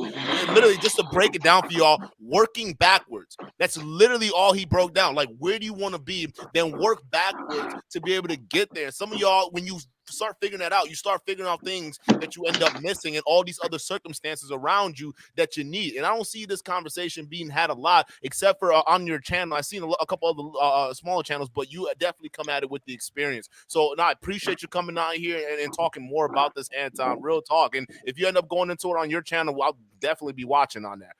All right, yeah. Most of the time, these are conversations that I have in my mastermind sessions on my Patreon and stuff like that. So hey man, y'all. Hey, if y'all fuck with what he just said right now, if y'all saw that whole little bit, that was just a taste, man. Go check out the Patreon, man. Because come holla at me, man. Listen, I love y'all. I appreciate y'all. I always try to support content creators. I always try to show love. So I never have a problem camming up. If you need me, bro, just hit me up. I'm gonna be there. Perfect, man. Thank you so much, Anton. Hey, great conversation, Anton. Appreciate the insight. Appreciate it. Man. Christian, welcome to the stream, brother. Hey, welcome back, man. This is some good game that we learned right here. You know, I had to try and get the business casual on, professionalism going with like everyone going to stream, getting ready for Walmart today. It's an honor. Getting our great value on today, baby. Look at that. Walmart, we all looking nice and clean, baby. Except for Don over here. All right, so what did we think about what was just said, right? What Anton basically just kind of broke down. What did you guys think of that? Anything to add to it or whatnot? We'll let Poppy start off, and then Christian, and then anyone else who wants to take over, or Primal, if you have anything. Who going? Christian, you go ahead, or me, I'll or go. who? Yeah. 'Cause I figure. It's an honor actually just like getting knowledge from him because he's coming from like the whole business world that like most folks just don't even know about like how money works or how finance works. You know what I'm saying? You gotta try to beat inflation in order for you to actually just strive on. Otherwise, you're gonna get eaten up for like the next 10, 20, 30 years of your life. So it's very important when you're trying to take knowledge from Anton himself or someone that has an entrepreneurial mindset and trying to take your life and just not be afraid to fail. It's just as simple as that. Yeah, I love him talking about just the take control of your own story mindset. Right. Because everything he said was, hey, here's what I'm going to do in response to this. Here's my 5-year plan. Here's my 10-year plan. Here's what I'm going to do. There was no, hey, well, so-and-so did this, so I had to, come back and act this sort of way. It wasn't because somebody else did something to him. There was no victimhood. There was none of that. It was all just, I'm in control of my story. Here's what I'm going to build, and here's how I'm going to do it. That's the mindset that I love to hear. And honestly, I've never really seen a lot of Anton, but I loved everything he was saying. I mean, he was just talking about how we're going to get out and make it happen. That's his shtick, and I love every second of it. Amen to that. Big time, big time. I think the most important thing that Anton showed is that you should never let a barrier stop your progress. And like, in my opinion, that's so important because the thing is that there's a lot of weak-minded people. There's a lot of people that get really upset very easily. In today's society, we have just an overpouring of emotional men and emotional women. And at the end of the day, the objective should be the objective, in my opinion. There should be no excuses. You should never deviate from your plan. The only thing that you should ever do is modify your plan. And I think that the way that Anton came in and he spoke with confidence, he didn't go back on anything that he said that he was going to do. I think that that's important, and that's what people should do. And I think another thing that people need to understand is that when it comes to management and when it comes to business, there's different kinds of management and there's different kinds of business styles. Back in the 80s, people told Bill Gates that he was crazy for coming up with DOS. They said that he was crazy. Some of the same things that people are saying in the comments about Antoine, that he was crazy and that it wouldn't work. Then after he, came and took over the programming world with DOS, then Windows came, and they said the same thing about Michael Dell. They said the same thing about Steve Jobs. They said the same thing about Elon Musk. They say the same thing about a lot of people with an entrepreneurial spirit, even beyond entrepreneurial activists, people who have a different paradigm, people who see things in a different way. You're always going to have those people who are in the population that have a crystallized understanding and a crystallized intelligence and in a linear way of being able to process information without any vision of the future. And the thing that needs to be done is that people who are visionaries and people who see a different future than the path that we're on currently, those like-minded people need to get together and build for that future that they see in the horizon. Absolutely. And again, we're gonna recap for a lot of you guys who are coming in or missed the last section, right? We're talking about, listen, when you go into this entrepreneurship space, you got to figure out what kind of business person you are, because even going into business, there's different types of business people. Okay, are you a builder? Do you like to start stuff from the ground up? Do you like to get your fingers dirty and work to the bone? Are you a middleman type of guy, kind of like me, where it's like I'm more of a relationship builder? I'll have a product here, but I'd rather bring two different people and then bring them together and we're having work well, right? That's my personality. Or are you an investor type, right? Are you the kind of person that's willing to just put a large stash of cash somewhere and you're perfectly okay because you got the personality to just throw money somewhere else and leave it? Because for a lot of people, that's hard. Investing, throwing money into a startup and not being able to leave it there, because I've worked with a lot of investors privately, right? And a lot of times they give you anything more than $10,000. They're coming in and they're trying to manage every nook and cranny of the business, right? Which kills the creative dream, because they don't have the mindset to basically just drop the money and just let you do it, right? Let the people handle it. So you gotta, when you go into these fields, you gotta understand what kind of business person am I, right? Am I a builder? Am I a middleman type of person? I'm a relationship person, right? Or am I a kind of person that's willing to just invest in something and have that come into the returns? But each and every one of these ventures that you decide to go to have their own different hurdles and challenges. But the one thing that you cannot deny is that it takes a certain level of spirit to be able to do this, a certain level of mentality to be able to say, hey, listen, I'm ready to adapt, because that life's gonna throw anything at me, throw anything my way. I have to be ready to adapt. And those are the kind of guys, the entrepreneurship spirits, they're the ones who are able to adapt, to say it doesn't matter what the fuck comes my way, I'm gonna just whoop, whoop, whoop, because you're able to not only lay out a foundation, like he was saying, a 10-year plan, 15-year plan to make it happen, but you're able to have the wherewithal to understand that I gotta have a little bit of wiggle room, right? Because life can throw a spearhead my way, and I'm gonna be able to dodge it or bob and weave somehow, right? So that's where it is. And a lot of people, let's just face it, you're geared too much towards following structures, and you need that structure to survive. That's fine. And you can also thrive within those structures. That people thrive within structures all the time. It's fine. It's just that there's a certain level of people who get to a certain level of positions, like Anton was talking about, where they don't need that anymore. What was that honestly, noise? My bad. I hear background noise. You good? All right, you good. Go ahead. All right, like something I do want to say that it's completely okay. Like Duke says, that you don't have to be super entrepreneurial. I know we've been talking about that a lot, like today. But I do know I have met a lot of people who just want to, go hit their 9 to 5, go home, spend time with their family, or like spend time on their hobbies.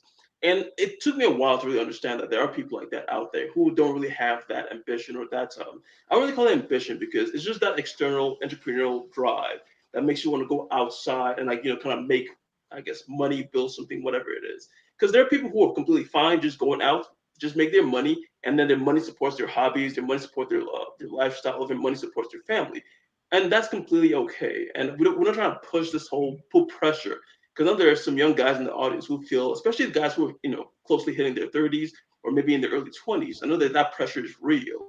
To kind of feel like you should have achieved something before you're 20s, but it's very, 30s, especially when we talk about the demands of modern women nowadays, it's very real, because a lot of men feel like they have to be that business type, or if they can't hack in the business world, they turn to scamming. See, and that's not true, honestly. You can be fine regardless of what your department is. Like, you can be fine either or, because I don't want guys in the channel on the chat to get the wrong idea that you don't have to be Please don't a complete well, don't scam anybody. Don't be a fresh fit over here. We don't scam people. All right, we don't do that over here.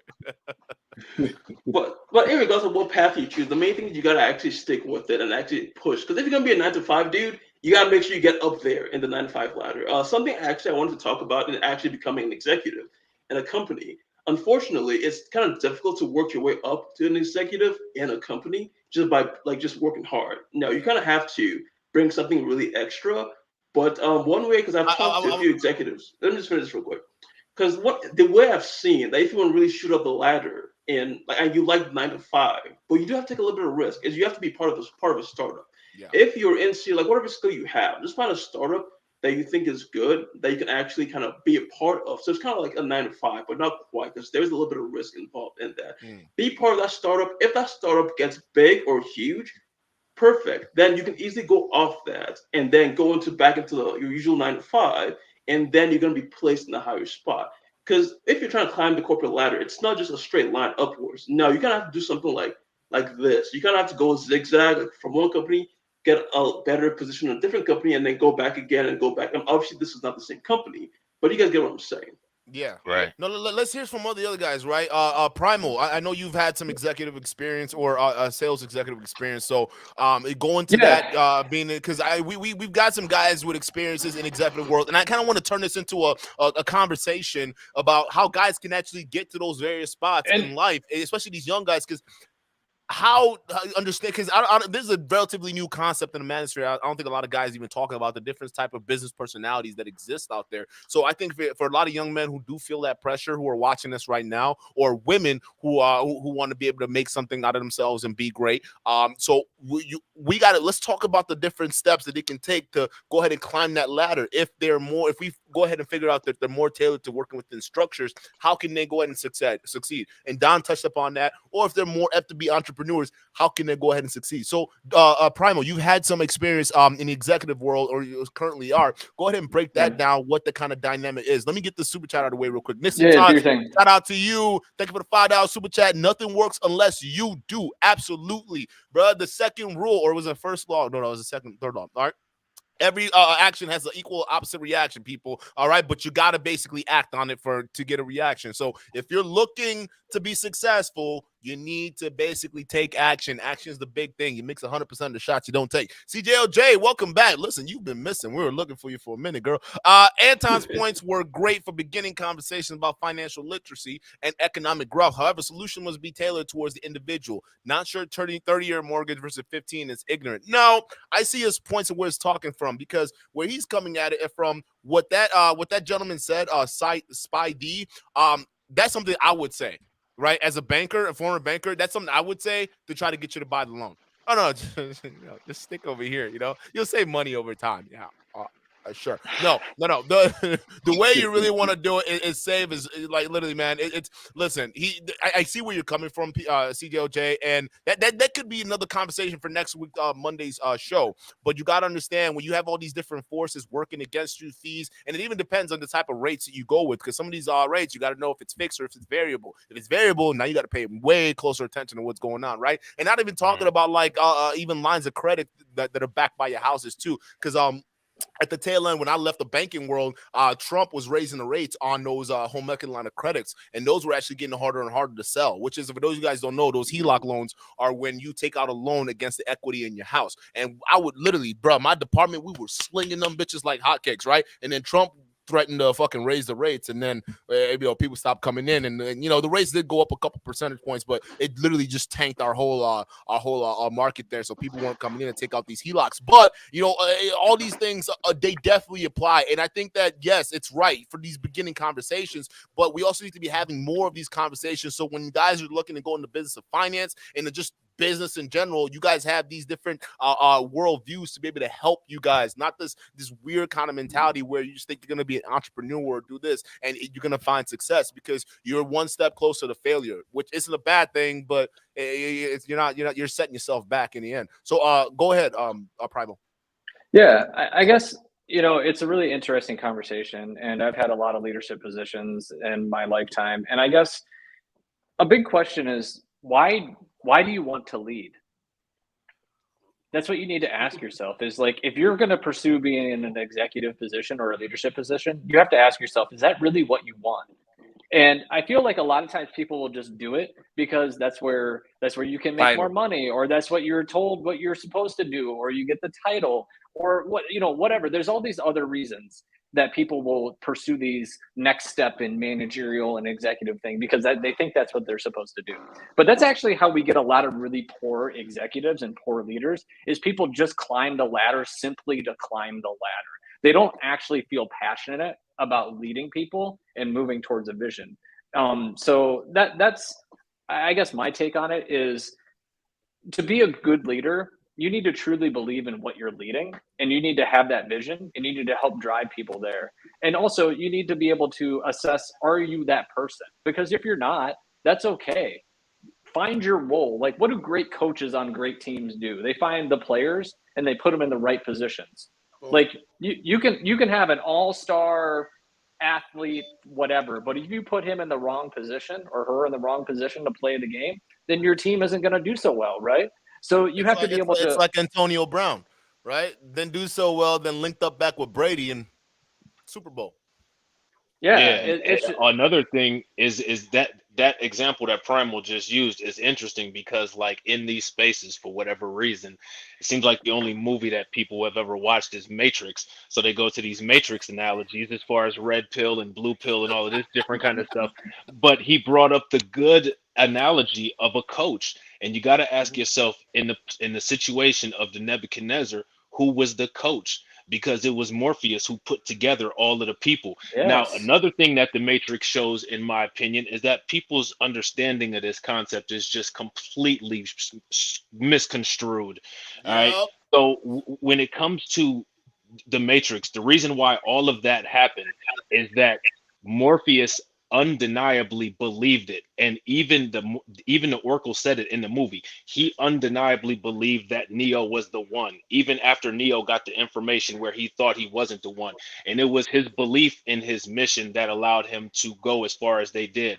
Now, the Matrix also shows another thing that I think goes back into Primal's point, is that ability is not indicative of leadership ability. You may be that all-star person who can just do anything. You can have Neo abilities in the Matrix. You can have Michael Jordan abilities on the NBA court, but your abilities do not dictate your leadership abilities. You have to have someone who can actually lead to utilize those. You know what I'm saying?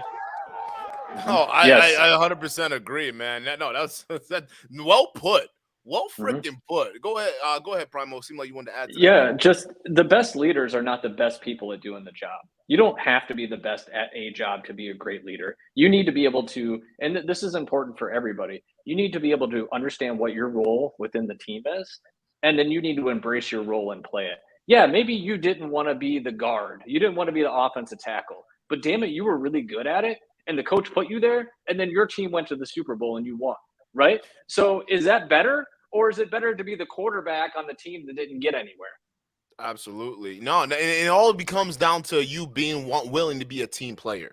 That's all it is, man. Understanding your role and learning how to play that role. So, for instance, I see this all the time in football, right? Even when I played, there's certain people who they think they were best fit for quarterback, but it's like, nah, dude, you strong as hell. You need to be right there on the linebacker position, bro, because you strong and fast. Right? So if that person would have been, first of all, unwilling to get the message and say, nah, I want to play the position I want to play. I can be a quarterback. I could, right?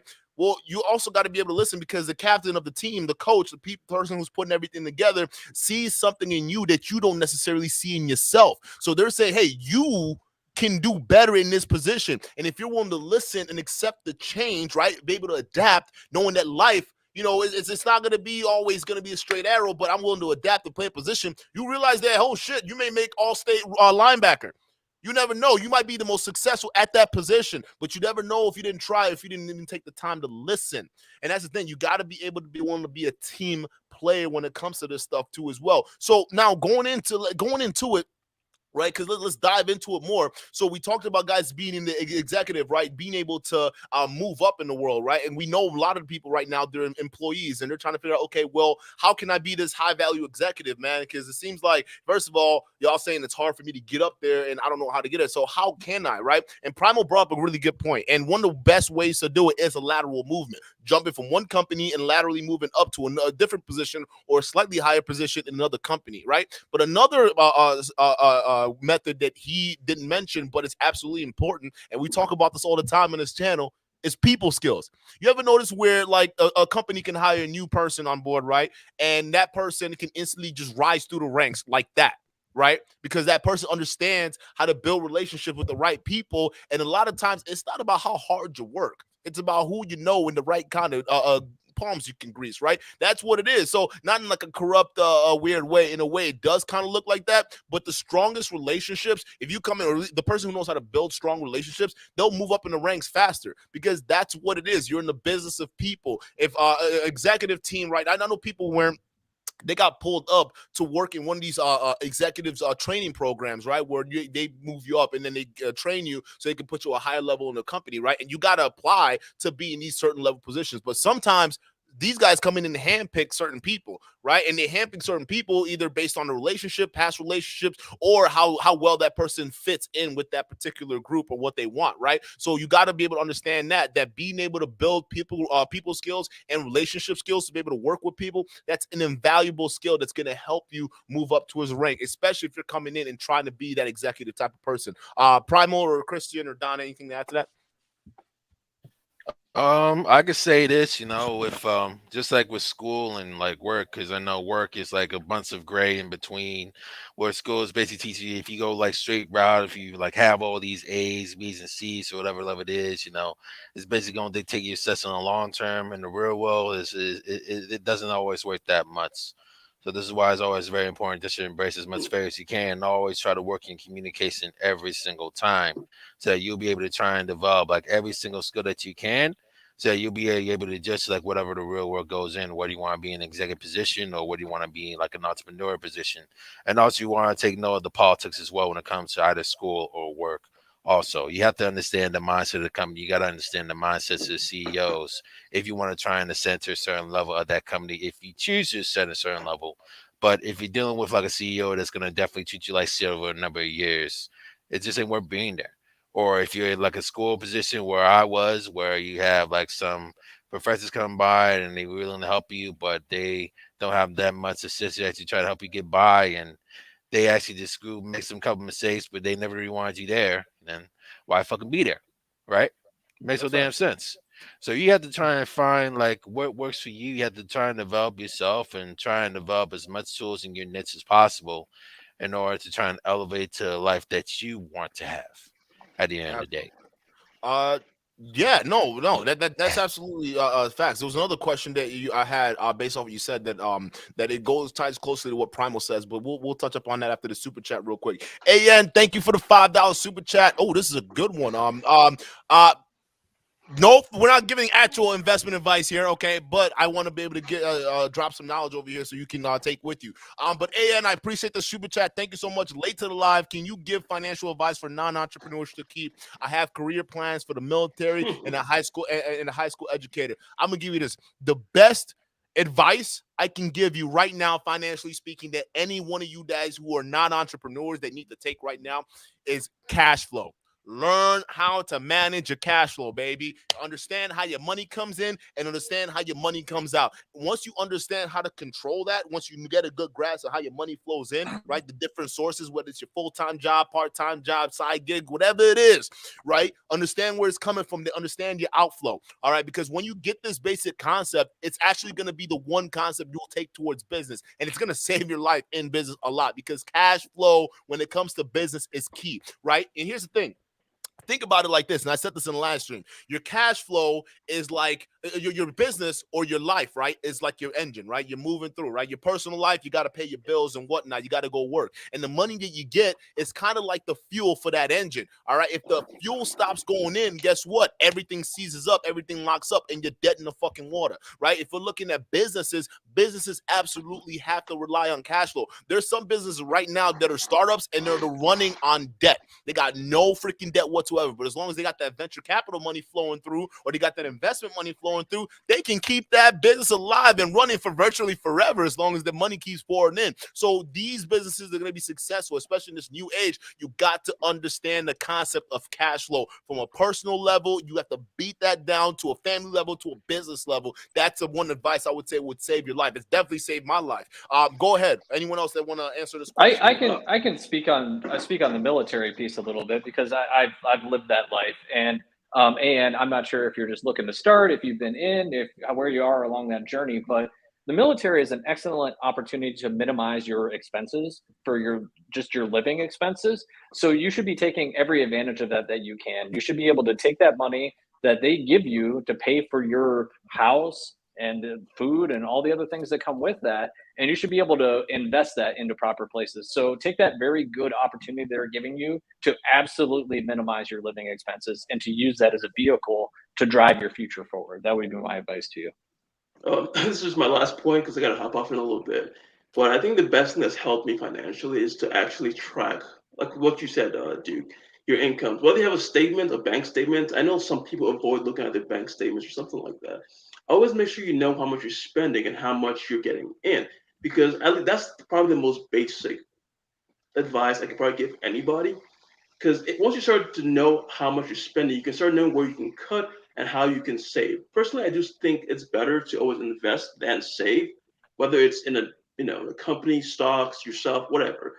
But at least knowing how much that's coming in versus how much is going out will at least help you make those decisions. And I think that's kind of what helped me a lot.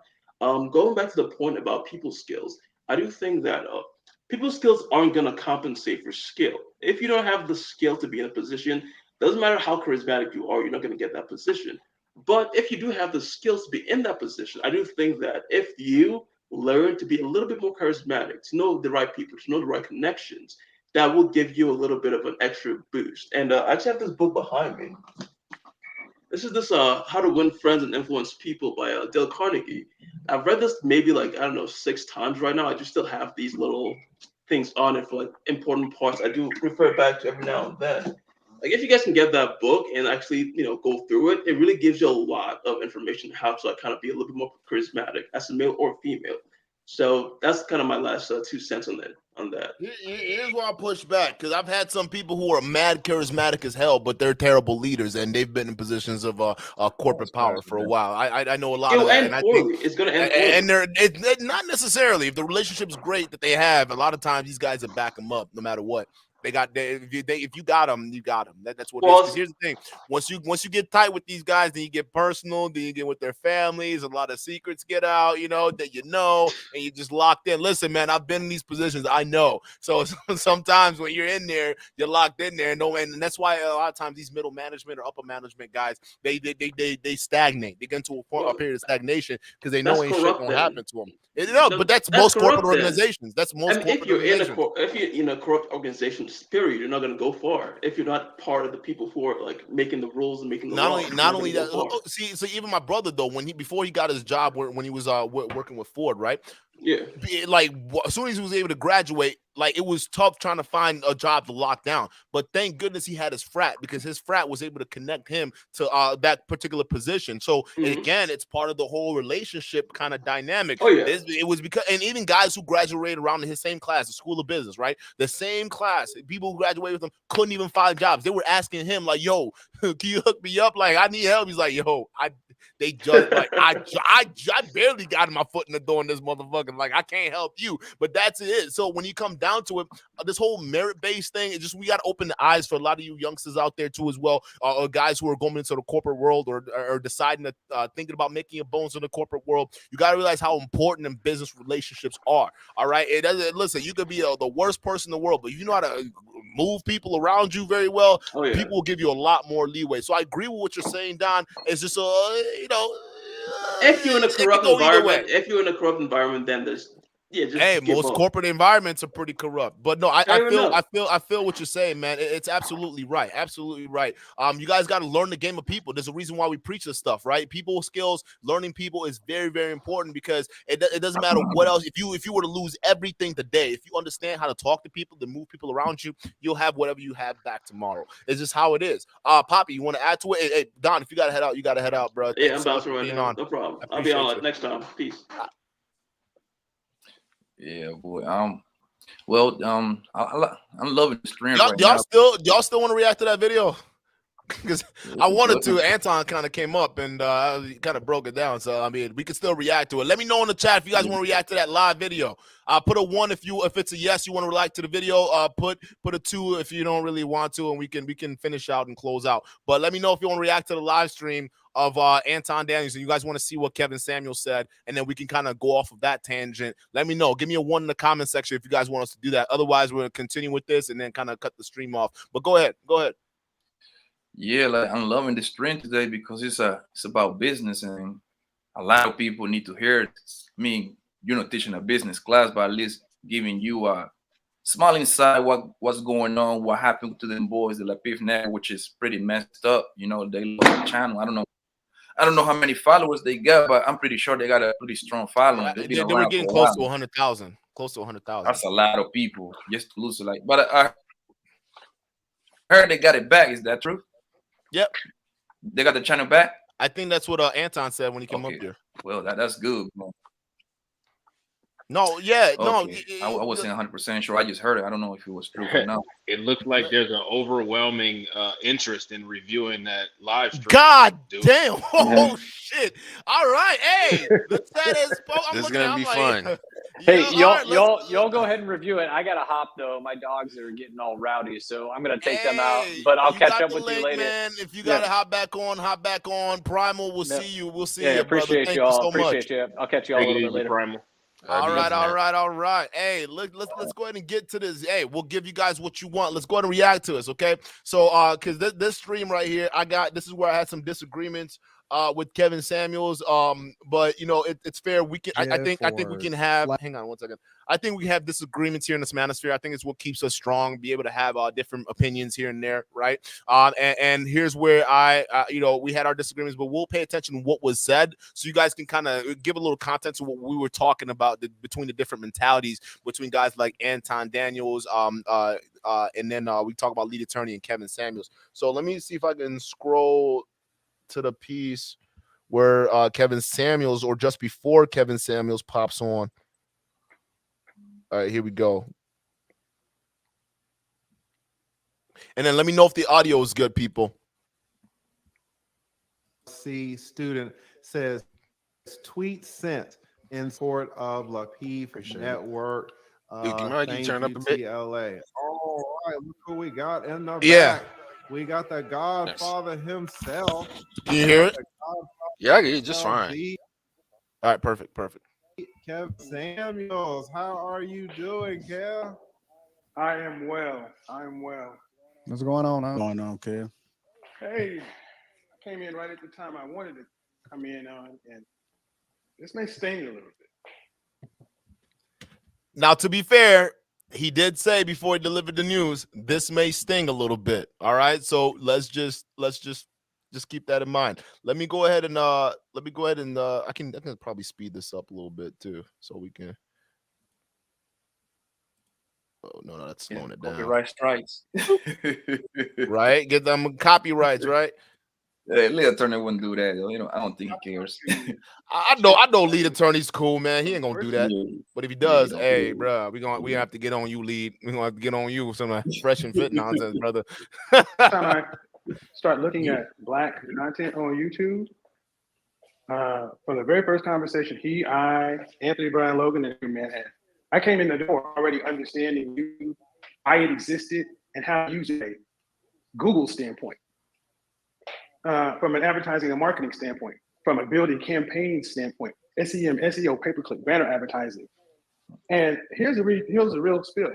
Most content creators in Black male YouTube, have no idea how this platform works. And I've been saying this for the last 3 years. Because the barrier to entry, especially since live streaming, which I do obviously, has made it to where people don't have to learn the platform. Most people don't even know what an analytics, don't even know. If I say analytics, most people are like, what's that? And we revel in our fucking ignorance. We think it's Right there, I agree with Kevin Samuels. A lot of people who come into this space, especially running these things, these live streams, it's pretty difficult, right? I mean, difficult but easy, right? Because anyone can just get on here and you talk, right? But it's also difficult because you also got to put on a show too as well. I know so many struggle YouTubers out here right now that have been around for 3+, 4+ years, right? And they're live streaming, but they're not growing anywhere because they're not reading their analytics like Kevin Samuels is talking about here and using that as an actual useful tool for growth, right? So this is what he means. So I agree with what he's saying here. But as we continue on, there's some disagreements that'll pop up. But to preface that, he did say it was going to sting a little bit. So let's continue. a badge of honor. Can I take him real quick, Duke? Because the very things we don't know, terms of Can y'all hear it? Yeah, we can hear it. You mind if I chime in real quick? I wanted to actually say something about that part. Yeah. Turn on the. Go ahead. Now, here's my thing. Right? Go ahead, Black. One thing that kind of irks me is when people just make the announcement. Most people don't. All right. There's no evidence behind that comment that Kevin Samuels made. For him to make the assertion that, quote, most people don't, everybody is aware of at the least cancel culture or accountability culture, depending on what side of the spectrum you're on. So everybody knows that there's certain things that you can and can't say. Now, my issue is that we're always doing all of this finger pointing. It's so easy for, quote, us to get on here and live stream, and most of, quote, us don't know anything, right? Okay, Newsmax, which is a conservative news outlet, they were demonetized at one point. There was a conservative dude named No More News. I think his name was Adam Green. He was completely removed. There was also InfoWars, Roger Stone and Alex Jones. They were removed, and Alex Jones also got the nuked off of the internet. They took him off of he got everything. nuked completely. he got nuked completely. They even removed him from PayPal. And the Epoch Times, who is a successful conservative media outlet, their YouTube channel is currently demonetized. So my thing is I get it and I understand why people, say certain things. But the thing is if you're going to come in and give an instructional, don't talk down to everybody as if everybody's not at your level, because there's other people who can always be used as an example to completely debunk any of that kind of nonsense. So my thing is if you're going to go into this conversation, you should go into it and say, well, here's the things that people can do to protect their platform, versus pointing their fingers at everybody and just act like you're teaching a school of kindergartners, because he's not. Absolutely, and that's the thing, because that's another thing with Kevin Samuels. Listen, it's the generalization piece, right? Where it's like, okay, not when you say, hey, most content creators don't know this stuff. It's like, okay, well, you can't definitively know that, but I do understand where you're coming from, because I do know people who are in this space that don't really even understand how to use the analytics to their benefit. Not saying they can't learn, but they're not using it to their benefit. But I do see his point on that. No, good shit. But let me welcome Bernie out. Bernie, what up? Hi, Bernie. What's good, Bernie? Hey, welcome to the stream, brother. Hey, guys, I know you just started the channel, so I know we're going to plug you right in here, brother. But, hey, shout out to you. Thank you for taking a great value memo here. All right. Listen, even Don forgot that. So we're all great value in this motherfucker right here. All right. We got the suit. Walmart, baby. We we're big going, Walmart. Yeah. Big Walmart brand over here, baby. Hey, we got the group of not high value. I'm sorry, a group of great value males together, all in one spot. Right here, we go ahead and criticize some content. Hey, yo, in Blacklight, he's a troll. He didn't even come up today. If you guys pay attention to the video, I'm using the same suit as Kevin Samuels. So let's go ahead and continue. Hold up. Somebody just put a comment in here. Kristen Joseph, I like your comment. Wow, people disagreeing with Lord and Savior Samuels. Hey, listen. Although we respectfully, let me get my mug back in here. I gotta get my mug back in here. Hold the French toast door. All right. Listen, although we support Kevin Samuels and certain things that he says and does, listen, we ain't no monolith over here.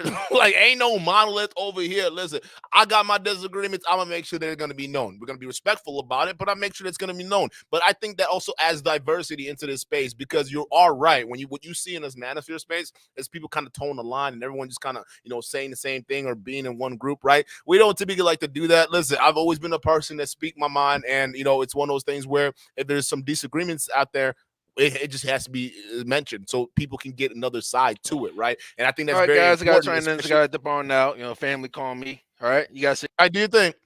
Anyways, so it's one of those things where we gotta have those conversations. Why? Even if we're right or wrong, we gotta come to these conclusions, and that's pretty much what we're having here. So not every channel in this manosphere space follows Lord Kevin Samuels and Savior, but I do know motherfuckers out here that call him Saint Kevin.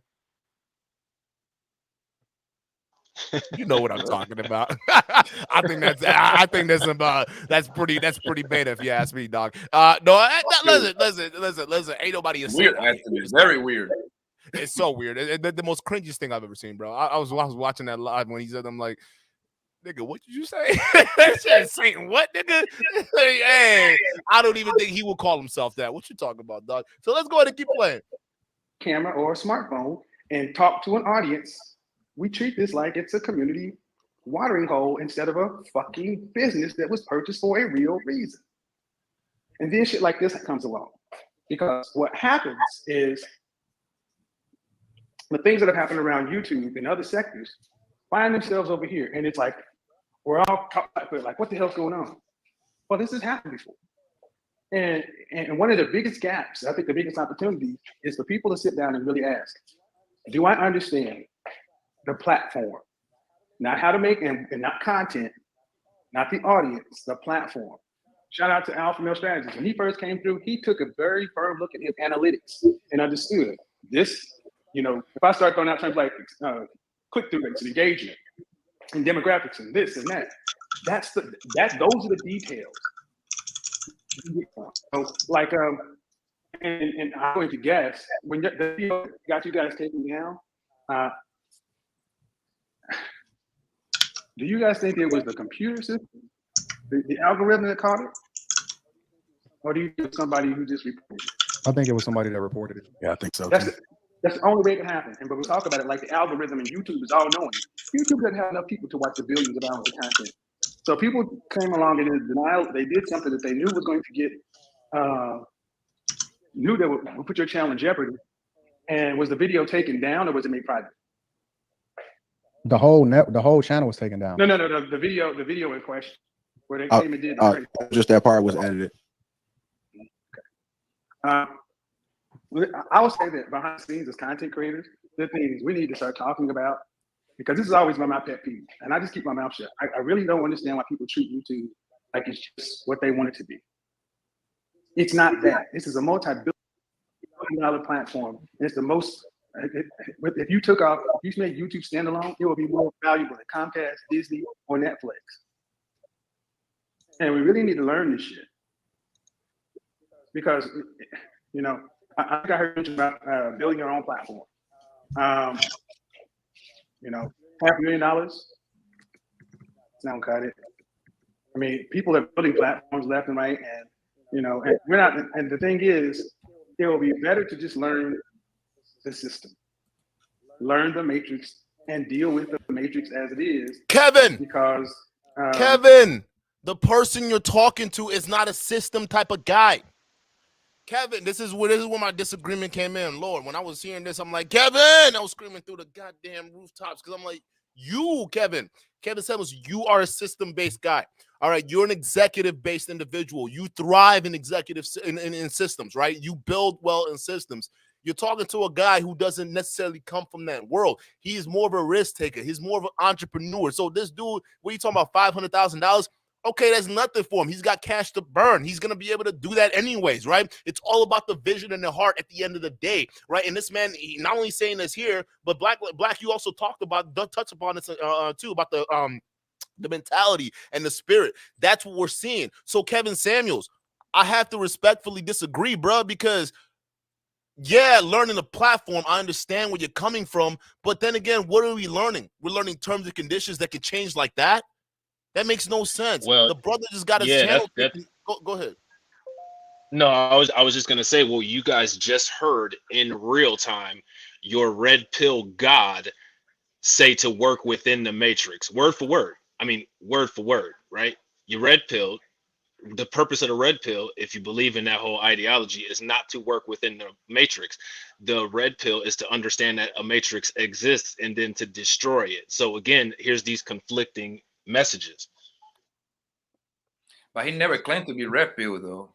No, that's what I heard. You don't have to claim to be red pill, but like this space, if you're going to be teaching stuff and being a thought leader in the space, there's a red pill element to it. So you can't. At some point, we got to get away from because I didn't call myself an alpha male. I didn't call myself a beta male. Doesn't mean I ascribe to those ideologies. But you talk about it. So I mean, where does that stand? So you know what I'm saying? So even if he doesn't physically claim it or hasn't verbally spoken it, he's still red pilled as a motherfucker. Here, check this out. Check this out, Duke. If you add the sum of all of the people subscribed to each of these channels who are in this live stream currently, you got Kevin Samuels, which is what, about 1.5 million, and 1. we have Lapeef, 1.3. Okay, so we got Lapeef, which is 1.3. Or I'm sorry, we got Kevin Samuels, which is 1.3. Then we got Lapeef, which is close to 100. You said, right? And then we have Lead Attorney, which is over 100,000. That's almost the same amount of people in a small borough in New York City. So you mean to tell me that there's nothing that could have been done immediately right there in order to build something concurrent to what was going on? That's the amount of people in a small borough in one of the largest cities in the United States. Absolutely. And one of the other things that I disagree with, which was the first thing that he brought up, right? He said $500,000. That's not gonna cut it, dude. The thing is that this is where another point of disagreement, Kevin. Like I've built apps for less money than that. You know how easy it is to like basically network a bunch of contractors and have them work on different pieces, right? I have the ultimate vision and the goal of how I want that program to work. So I'm gonna with that ultimate knowledge, I have the ability to basically delegate what I want to certain individuals that can get the particular work done. Comes down to the entrepreneurship mindset and being able to have that leadership mindset to be able to guide people to certain aspects, right? So you can get the money that at the point. Sorry, there's like a background noise coming out. Bernie, that's you. But it's one of those things where the money shouldn't even be an issue, because clearly, and he also said that he has the networks and he has the ability to basically put that together. So right now what I'm seeing is someone who has the entrepreneurship spirit and wants to go ahead and make something happen and move forward. Another one that's basically saying, hey, listen, it's not so bad here under this structure. You just got to learn the rules and play the game. You'll be fine. I'm not saying they're both wrong, right? I'm not saying either one of them's wrong. That's not what I'm saying here. I'm saying that they both come from different worlds. And I see his perspective, Kevin Samuels, and I see what you're trying to like. I know how you preface this, and you said it's going to sting in the way it does, but you got to understand that you're not speaking this man's language, all right? You are an executive. You learn under terms and conditions, and you thrive on the rules.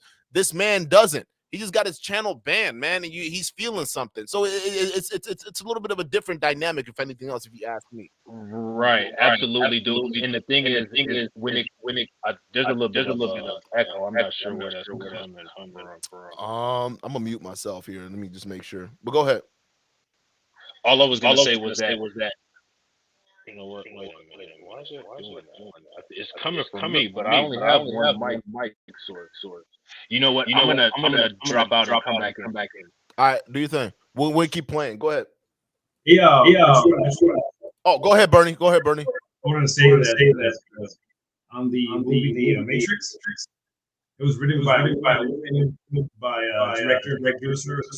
They were trying to best people. Yeah, no, that's true. I always say that the real red pill is realizing that some of these dudes that are teaching you about the red pill are actually not red pill.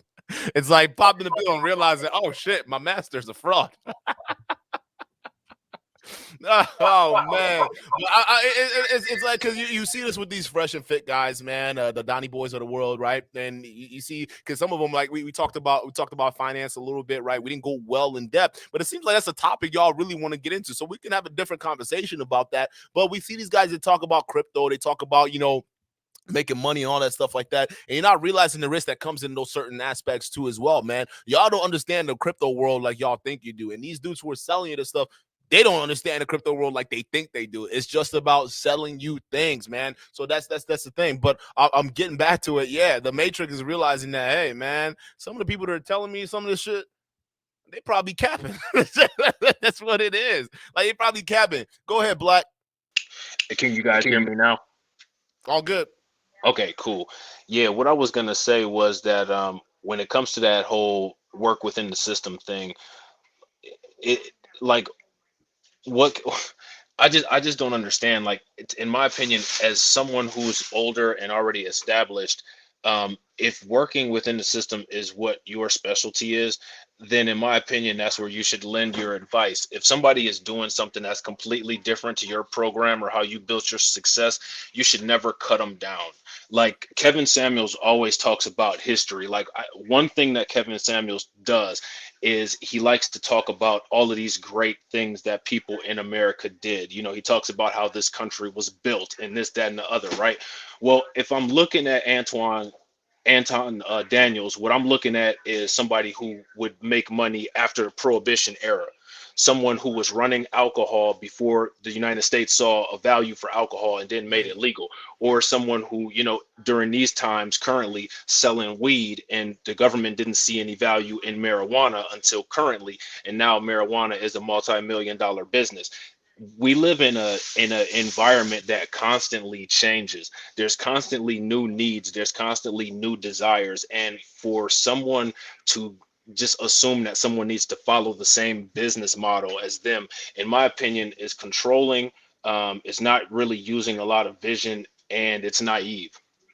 Absolutely. No, that's factual, man. Not everyone is built the same, man. Kevin, like you're great under structures, and that's fine. And I think if you can come out with things that can help other people who are more executive minded, or who are more leaning towards the structures, right? Guys who don't mind being a 9 to 5. If you come out with something teaching them how to be successful within that niche, that's fine. But we can't conflate entrepreneurship and this concept of high value, and then all of a sudden say, okay, well, let's work in the system, because a lot of people wouldn't understand how to rise within those systems. The systems aren't designed for that, right? Because people who are smart enough to rise with them, they understand that I need to come outside of the system to be able to come back in at a different spot. That's how it is. You're never going to be able to be picked up within the system unless you have those particular skills. Kevin has those particular skills, and some of these other guys have those particular skills. However, some of these younger guys who are coming up and they're looking at this, okay, they're hearing Kevin Samuels basically say, hey, listen, work within the system, learn the terms and conditions, and you're going to be fine. But then we all know that YouTube, you almost have to be like, in a way, controversial for you to get views funneled their way, right? To get the algorithm gods to shine upon you the goddamn views that you're looking for. So you got to take a little bit more risk as a younger platform. This is where I would say, Kevin Samuels, your advice kind of doesn't work there, because you're taking the play at the safe route and learn the rules and follow it. But when you're a smaller channel, it doesn't work out that way, because you need the views. You need to be controversial. For Exhibit A, we'll look at even our channel. When we started looking at some of our older videos and how we were talking to now, after we got all the sponsorships and everything, hey, listen, money talks. We'll tell you that right now. If you notice, my language has been cleaned up a little bit. I still curse. I still get me wrong, but I had to clean it up a little bit. You see what I'm saying? So it's one of those things where you have to be willing to adapt with those particular structures. Now, would I prefer where I would come into a situation where I can work and do whatever I want, say whatever I want, and not have the consequences or deal with whatever the hell it is? That's fine. That's perfect. But I understand that. But these younger YouTubers, especially working within the structure, you have to be controversial. So that particular advice just does not work here. You can do that because you have the skill set to work within the system, but you better be teaching all these other young cats how to be able to do that. And I don't see a lot of that here. What I do see is a lot of people who are doing business, kind of like the Anton Daniels of the world, saying, hey, listen, I'm gonna just spearhead my way through this, and then I'll ask for forgiveness later, right? Well, I'll go ahead and run through this, and I'll ask for forgiveness later, and that's what it is. So it's worth for him, because obviously he's been successful, and he's able to build a Patreon following that's pretty crazy. So it's one of those things where what he's saying versus what Anton's doing, two completely different worlds. So I have to respectfully disagree. Go ahead. Right. No, my bad, Duke. I was just having a little bit of a delay. But my question, if I was Anton, what I would have asked Kevin Samuels right at that moment is because, see, here's my thing, right? A lot of these are moments of growth.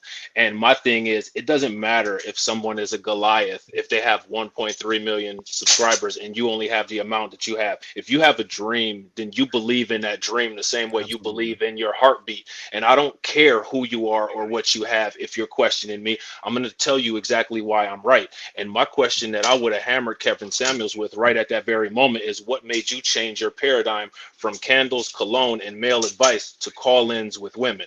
See, you weren't working within the manosphere model, and then you changed it to a call-in model. So what made you change? And so you changed, and you were able to be flexible. What's the issue with me changing and me being able to be flexible? That is, hey, hold on. Let me get our bugs back in here for a second. That's a fantastic point, right? Because Kevin Samuels, even within the system, he also exudes some of those elements that Anton Daniels we were just talking about, the ability to adapt. So it's like, bruh, you had to adapt. You had to change your platform from the colognes and the whole, freshening up and, making sure you got the, hold on, I'm ruining my pocket square. But, the whole cologne of the day and all these different things, right? You had to change from that and even doing just strictly male content to be able to switch over to talking with women. And you're able to do that because you're a sales guy, right? And a sales guy, you have to have the ability, and I have that ability, so I'm able to recognize that in you, Kevin. But you have the ability to package big, complex, goddamn ideas and in simple bite-sized talking points for people to basically follow and digest, right? And people who are good at this, the talking point games, are going to be absolute kings in marketing, right? The most successful platforms and entrepreneurs are the ones who are able to develop the best talking points. So you're able to do that, and it's able to work for you. However, It's one of those things where it's not going to be like that for a lot of people. So when you're looking for like a lot of people who don't really have that particular skill of putting things together and the talking point and whatnot, you're able to adapt from going what you're able to do from talking to men to be able to talking to women and do it in a way where it's going to help you get bigger, right? And help you blow up to Kevin Samuels, to what we know you as, the polarizing and lovable figure that we all know today, right? But you had to change. You had to go from safe to controversial. So you took that risk and it paid off. What's the difference between Anton? I don't see the difference. All right, he took a risk that there was failure in it, but if he wants to take another risk to invest in something that's going to be beneficial, what's the deal there? You see what I'm saying? Go ahead, Poppy. Yo, this is what I think, man. I think we misunderstood because I watched that strength today. I believe he wasn't giving that particular advice to Anton and them. I think he was talking to the no, he was. It was to Anton. It was to Anton because before he even started this whole conversation, he said this might sting a little bit. No, but but he also said this is for all the content creators out there too. You see what I'm saying? That's but even if he is right, but even if he is talking that's what I think. Go ahead. No, I said even if he's talking to all the other content creators, that's even crazier because it goes towards my earlier point about younger content creators needing to be controversial in order to basically get the views or get the eyeballs, right? You got to be able to talk about controversial subjects. You got to be wild for that to be able to work out for you. You see what I'm saying? So even if he is talking to younger creators, this advice isn't going to work for him. Following the rules and terms and conditions, it's not going to work for him because you follow the rules and terms and conditions, you're not going to get views. You're going to be one of these channels who have been here 8+ years and can barely muster up 3,000 subs or 4,000 subs or however subs you want. And this is what I'm trying to say. I don't think this is what I got from him. He said you got to learn to how to work the system pretty much. You got to know the rules and regulations and the kind of activities that you own right now. Like all of us is in YouTube right now, right? So this is what I understood from it. Like you need to learn. You need to learn how to play the game. That's what I got from him. Right, and we all got that. We all got that, and that's what I'm saying. He's not wrong. He's not, but that's part of the whole corporate structure that I'm talking about. When you go into a corporate world, it's all about politics, right? So he's coming from that world as an executive playing politics. You got to learn the rules of the game and the environment that you're in.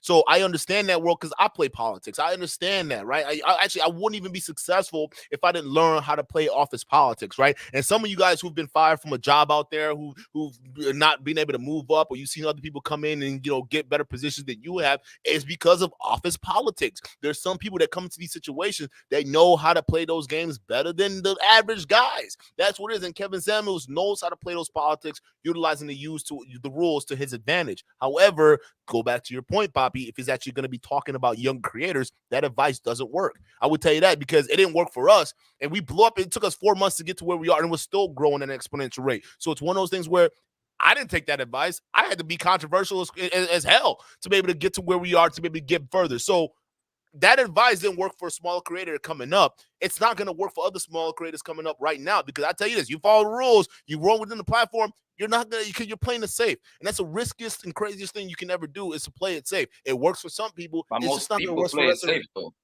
And but here's another example. Where they are. Here's another example of what Duke and Don is talking about that completely debunks Kevin Samuels. Kwame Brown had a YouTube channel that had about 30,000 subscribers for a long time, and the content that he talked about, basically conservative talking points and different things like that, it was the same for a very long time. As soon as he started using his social media platforms to address a lot of the people who had issues with him, like Stephen A. Smith, Matt Barnes, and Stack 5, that's when you started to see the explosive growth that Kwame Brown got. I think his account jumped from like 30,000 subscribers to about 400,000 in less than 3 months, and it was because he went outside of his normal paradigm. And the thing is that's what Kevin Samuels did as well, because if you watch his older videos, he did do call-ins, but his content was specifically geared towards men. And then he also did the cologne and the other kind of fashion advice. And when he started moving it into the whole conversations with women and the high value thing, and he took a lot of elements from other YouTubers, but that's neither here nor there. That's a whole nother conversation for another day. You know what I'm saying? That's when he started to see that explosive growth. You know what I'm saying? Let me jump in this little comment over here. JR Bugs, y'all really comparing creating a video streaming service to compete with YouTube versus changing your target audience? That's not what people are saying. That's what people are saying at all. This is the conversation about censorship and having something that you own and can nobody take from you, right? It's not about creating a service to compete with YouTube. We already know that's not to compete with YouTube.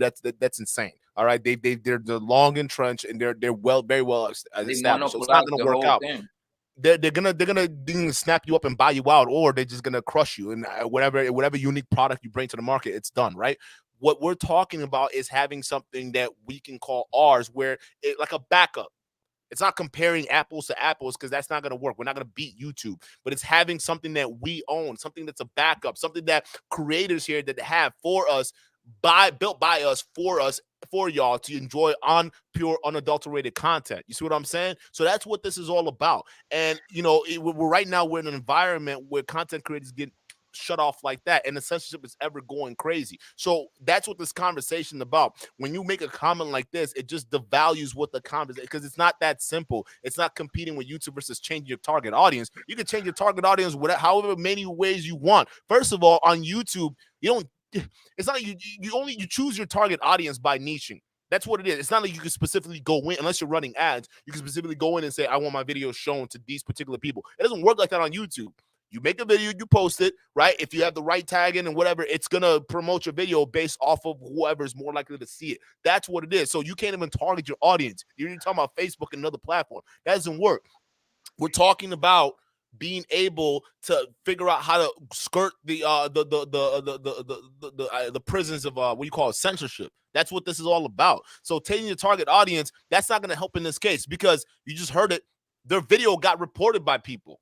That channel got taken down because it was reported. How is changing your target audience going to change that? It ain't, because people are going to be people. People are either going to be trolls, or people are going to be haters, or people are just going to want to see the world burn. Well, so you change your target audience if you can, which you can't unless you're running ads. It's still not going to protect you fully from this. Right. We need a backup plan. But most importantly, all this shit that we've been talking about, hey, we got to build our own. We got to have our own stuff. We got to make it happen. This is just an opportunity to do it. An opportunity to basically say, enough talking. Let's go ahead and get this done. That's all what this conversation is about. Are we going to be them niggas that are going to be just complaining about it and whining about it and say, hey, YouTube is this, and all we got to do is just basically work within the system, everything's going to be all right? Or are we going to be people that say, hey, all right, this happened. Let's go ahead and keep it moving. Well, the way that you deal with that kind of comment and that kind of question is you have to ask, was YouTube originally created to compete with streaming services and network television? Because in my opinion, and actually what the white paper in the back says, is that YouTube was not created for that. YouTube was also not created to be the #2 search engine. Google competes with itself. YouTube competes with Google as the #2 search engine. None of that is what the purpose of YouTube originally was for. So my question is when people ask, what are you doing today? You have to ask, what is the potential for what you're doing today in the future? Because I don't think that Google bought YouTube for it to ever compete with network television, because at that point in time, streaming services and Netflix and Hulu and Vudu, those things weren't even invented. We had just came with, MP3s like Napster, and they shut Napster down and basically spread the Napster technology to everywhere so that MP3s could be open source and shared to everybody with streaming services. So the thing is that people are always going to ask those kinds of questions because of the fear and because of the failure to understand the different layers that Anton was talking about in spatial recognition. See, people talk about Elon Musk, but Elon Musk is not thinking on a global earthly scale. He's talking about colonizing Mars. He's talking about colonizing the moon. And people who think under such a small spectrum are never going to be able to conceptualize such great ideas. And so here's the thing. So J Bugs, oh shit, that's an echo. Hang on 1 second. That was you, Bernie. My bad. So J Bugs, he says, right, I understand, and it's an admirable goal. I guess I'm just confused how this is comparable to what Kevin Samuel has done with his changing his niche.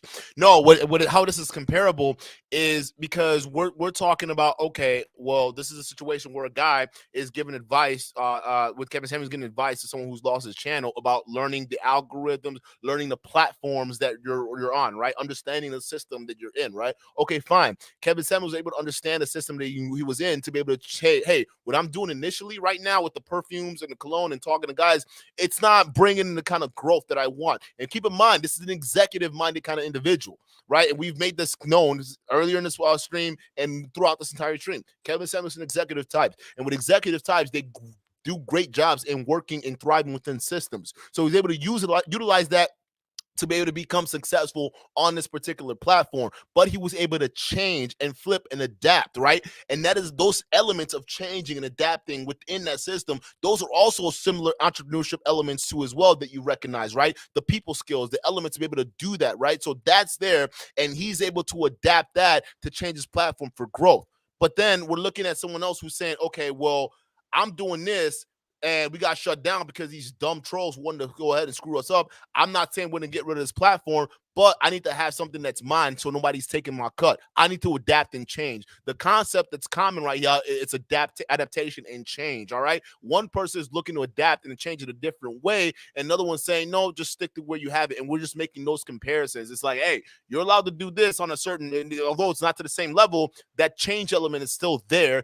So why can't he do the exact same thing? It just doesn't make any sense. So I hope that clarifies it. But it's not like we're not, please, let's not get misconstrued here. No one's disagreeing, or Kevin Samuels. I agree, but I think from this context, and we'll play on the video, it just doesn't work with someone like Anton Daniels. We're talking about the relationship factor, the people factor skills, right? The different skill sets. It just doesn't mesh well. Telling someone who's not used to working under a system that they should work under a system and they're gonna thrive well, it doesn't. Think about it. Anton's bigger outside of the platform of YouTube. That's a fucking example on himself. He was just here letting y'all know he's got a sizable Patreon following. For his channel side, he's getting the amount of the kind of monetization that's more than most YouTube channels with bigger channels. That shows you that he has the mindset to think outside of the box, to think outside of the space. And YouTube is just a marketing angle to get all that accomplished. So it's not about all that money and all that stuff like that. It's all about adaptation and the different skill sets. You're seeing here with one person who's taking it outside of that, and you're seeing here another person who's saying, hey, these are the rules. Let's see what we can do in terms of growing. It worked for you, not necessarily saying it's going to work out for Anton. Anton, it works off of the platform outside the rules. For Kevin, it works on platforms with the rules.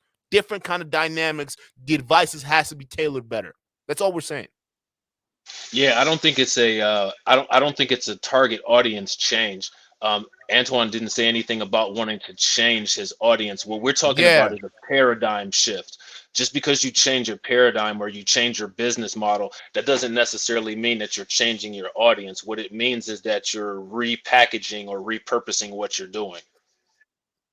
But I'm glad that kind of makes sense, because I think people, when they just come into the conversations, they hear a couple things. Oh, well, you're off base. It's like, I get it. So let me go ahead and clarify that for y'all coming in. I appreciate y'all asking the questions. Please ask away. I'm reading the chats too as well. If I see something that makes sense, it makes sense. We'll talk about it. But so you guys can understand the standpoint we're coming from, and we want these young guys to understand the dynamics of different types of business personalities too as well. And we broke that down earlier. JB Bugs. All right, the different kind of business personalities is you have the person who's a builder who can build a business from the ground up. All right, you got people who are middleman guys who are more the relationship types that get people from one end and connect them with people from the other end, and then keep the profit in between. And then you got the investor types, which is another business personality where they're perfectly fine because they have the mental fortitude to be able to leave large sums of money with relatively untested or unknown business concepts or ideas, and just let it go, right? Those different kind of business personalities take different kind of skill sets. For instance, I'm a middleman type of guy, right? I take relationships from people who want to build relationships with other people over here, and I bring them together either on the platform or just using sales, right? So to be able to accomplish that, and I could be successful that way. However, if I decide to go build something from the ground up, it'd be very difficult for me because I'm not a day-to-day intricate kind of person. I can't do that. I can't. I'm more of a broad kind of I gotta take the broad aspects of things so I can guide the ship. But when it comes to a day-to-day element, I need an executive to be able to do that, because executive is more wired for growth, to be able to come in, work on a day-to-day and build the company to where it needs to be. And me, as a kind of entrepreneurship kind of vision, it's my job to steer the ship with the innovations, right? I liken it to Steve Jobs versus Tim Cook. Steve Jobs brings the innovation, right? Tim Cook brings the growth. So you got the growth plus the innovation. You got Apple. Now, obviously, Tim Cook came before Steve Jobs, but you can see the kind of different dynamics they have. And you have to be able to play with your strengths, play with your role to be able to be successful. And right now, what we're watching is someone who's doing different things right now. So let's continue playing, and then we'll finish out. Just like people can use it against you, you can use it to your own benefit. Right. Let me ask you, Kevin, because you have built such an amazing platform with over 1 million subscribers, done largely by using live streams. Kind of, what are some of the best practices that you think that I didn't build it by live stream. That's a misconception. I came to YouTube in 2015, and I built a platform on pre-recorded content, because that's what the algorithm is built on. Mm-hmm. Live stream came along in 2017, and this is content creator stuff, but most people don't know the origin of it, from Google Hangouts and this and that, and why it exists. So if we don't know why something exists, it's going to be kind of hard to forecast. And then I hear people saying, well, Kevin does this way and that way. It's because I'm a student of the damn platforms. I have 1 million on YouTube and 1 million on Instagram. That's not an accident. It's diversification to try to become platform agnostic. This is old YouTube 101. And when you're heavily involved in one platform, that's all your eggs in one basket. But if you are willing to, but see, most people haven't taken the time to sit down and learn YouTube, and then got to go sit down and learn. This is where I got to pause it, right? Because he's talking about hold on. He's talking about having your eggs in one basket, right, on one platform. Not any one of these dudes out here have their eggs in one basket. They all have platforms outside of this. Matter of fact, the whole point of this conversation is because this brother over here wants to build another platform outside of this. What are we talking about here? Let me keep playing. Facebook or Meta, then got to go sit down and learn Instagram. They go sit down and learn TikTok. Most people don't even want to do that. They just want to go to Canva, go someplace quick, throw some thumbnails together, and click on the live stream button, and that's cool. But I want you to think back in the day. We had Mustang 5.0s. Those things were great, straight line. But YouTube is a winding road, and most people don't know how to handle the car. All we know how to do is hit the fucking gas, and then we get shocked. So this is why I say, as content creators, you gotta decide if you're gonna do full-time content creation, part-time content creation, how seriously you want to get into it, irrespective of the money, because YouTube can do what they want on their platform. And one of the main reasons that this Black male side of YouTube is even kind of growing is a decision that YouTube made last year to focus on Black content. Period, $100 million initiative. This didn't happen. Hey, dude, can you stop it for a second? Yeah. Okay, so here's my thing, right? He said that he built his platform on pre-recorded content, right? If I'm gonna look at somebody for a model of success on quote pre-recorded content, I'm gonna look at Mr. Beast. I'm gonna look at PewDiePie. I'm going to look at actual people who are blowing YouTube completely out of the water. Again, this is not stuff that people don't understand. We can easily go back and do a timeline and see when the exponential channel growth started. And that exponential channel growth did not start because of pre-recorded content. The channel growth got started as a result of a segment of a live stream that World Star Hip Hop popularized. So like this is my thing with the quote talking down on people that I have a really big issue with him. If I ever had a channel and my channel blew up to 10 million subscribers, even at 10 million subscribers, I'm a small star in the YouTube universe. You got red giants and black super holes. Like PewDiePie or like Mr. Beast, people have 88 million subscribers. PewDiePie has over 100 million subscribers. I mean, that's the model that I'm going to follow. It's not going to be a Kevin Samuels, lottery ticket of the draw who World Star Hip Hop decided to clip, and then I'll get some exponential growth off of that. I'm going to look at something that's been long term and sustained over time. And Mr. Beast is somebody who can really be looked at as far as somebody who's able to adopt, because if anybody remembers when YouTube Shorts first became available, Mr. Beast was actually experimenting with vertical shorts. He was experimenting with horizontal shorts. So my thing is, if you're really this guru, then what you should be doing as far as analytics is you should be showing us exponential growth with all of the other things that YouTube is adding in. What about your super comments button? Because YouTube has just recently added in the super comments button. Are you getting a lot of super comments? Because that's an option that's available. How about your shorts utilization? Are you getting a lot of channel growth and views off of shorts? How is all of your analytics looking? So my thing is, I have an issue with people like Kevin Samuels because he's unable to humble himself in order to give healthy advice. It's always just kind of like an undeserving critique, in my opinion. But that's just my opinion. But no. But I see where you're coming from with that, and that's what I'm not saying that that's probably what he was thinking. Maybe he wanted to mean that in a helpful way, but it does come off very, very arrogant. Whereas it's like you're saying things without considering the other perspective. It's like it worked for you, but it's not going to work for other people. And honestly, yeah, I wouldn't say that Kevin Samuels, his platform is definitely tested, but nowhere near to the level of especially PewDiePie. PewDiePie went up against YouTube, for peace sakes, bro. They were trying to shut this dude down. Yeah, That's how like when the whole entire platform that you're doing business with trying to take you down and you still win. Yeah, you've been tested, guy. You've been tested more than any. Like, we talk about battle tested, and these guys. Another thing that you pointed out that I think that makes sense. They can almost predict virality of videos, right? It's almost like anything they do is almost a goddamn banger. Millions of goddamn views. If you want to know the telltale sign of a successful channel, even if they're past 1 million, look at their views. I look at channels all the time. When you talk about Red Giants and Red Super Giants and things like that, they're channels who are at 1 million plus subs, and on top of that, their views get 1 million plus views per video, over 1 million views per video. That's how you know that you have people with audience and all that stuff engaged, and they're waiting for that next video. Those are kind of advices that I'd be taking. But then we're looking at someone who made his platform, and he did it in a way where it was very unique, and obviously his skills and his salesmanship was able to bleed through. You're speaking to a different element. Anton Daniels is not you, brother. Freaking, JR is not you. They're different people who come from different worlds, who build things differently. They're not builders like you. They're not investors like someone like, I wouldn't say lead attorney would be, but they don't have those. Their personality type is to get on and keep moving. They have that entrepreneurship spirit.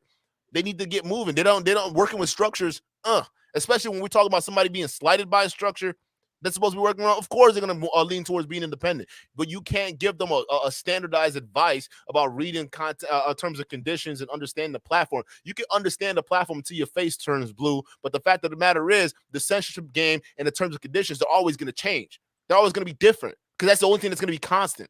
So you can't give a standardized advice or static advice to a world that's always changing. It doesn't make any sense. Yeah, absolutely. And I those think channels like vidIQ, go ahead. those channels like vidIQ, there's a channel on YouTube called vidIQ, and they literally show formulas to do things like boost your YouTube utilization and watch time and subscribers through shorts and different engagement tools. So like, my thing is I get it, I understand, I appreciate it, but it's just interesting to see the communication dynamic. That kind of communication dynamic. If Anton Daniels was not a person who was very independent and a strong-minded person, there's a lot of people who like you said in the beginning, they call Kevin Samuels a saint. And what comes along with being a saint. Most people think that saints are called saints because they can do no wrong or because they do everything right. That starts to become a problem. Yeah, I mean, if you're not willing to go against that and you kind of don't question that and you actually put your entire faith into something that he says, I mean, there goes your dream. And to me, that's detrimental. Yeah, hey, let me not catch one of y'all out here calling today. Don't stand over this channel. Don't stand over me or anybody else on this panel. You better learn how to think for yourself. Come up with your own. I better see disagreements in that fucking chat. That's what because that's critical thinking is what helps build strong-minded people. And I full-heartedly believe that even down to this platform. Look at the chat. Look at the kind of conversations people are having. You obviously know it shows that people have different sorts of mentality, and they're not afraid to come in and have their challenge. But not only that, if the idea is a challenge, they're not afraid to accept when they're wrong. So I'm glad that we have a bunch of humble people watching this and doing this stuff because it makes a lot of sense. But I absolutely agree, Black. Listen, man, this whole deification of these content creators, right? And some of these other guys are talking about Saint Kevin and Saint Kevin this, brother. I'm gonna tell you right now.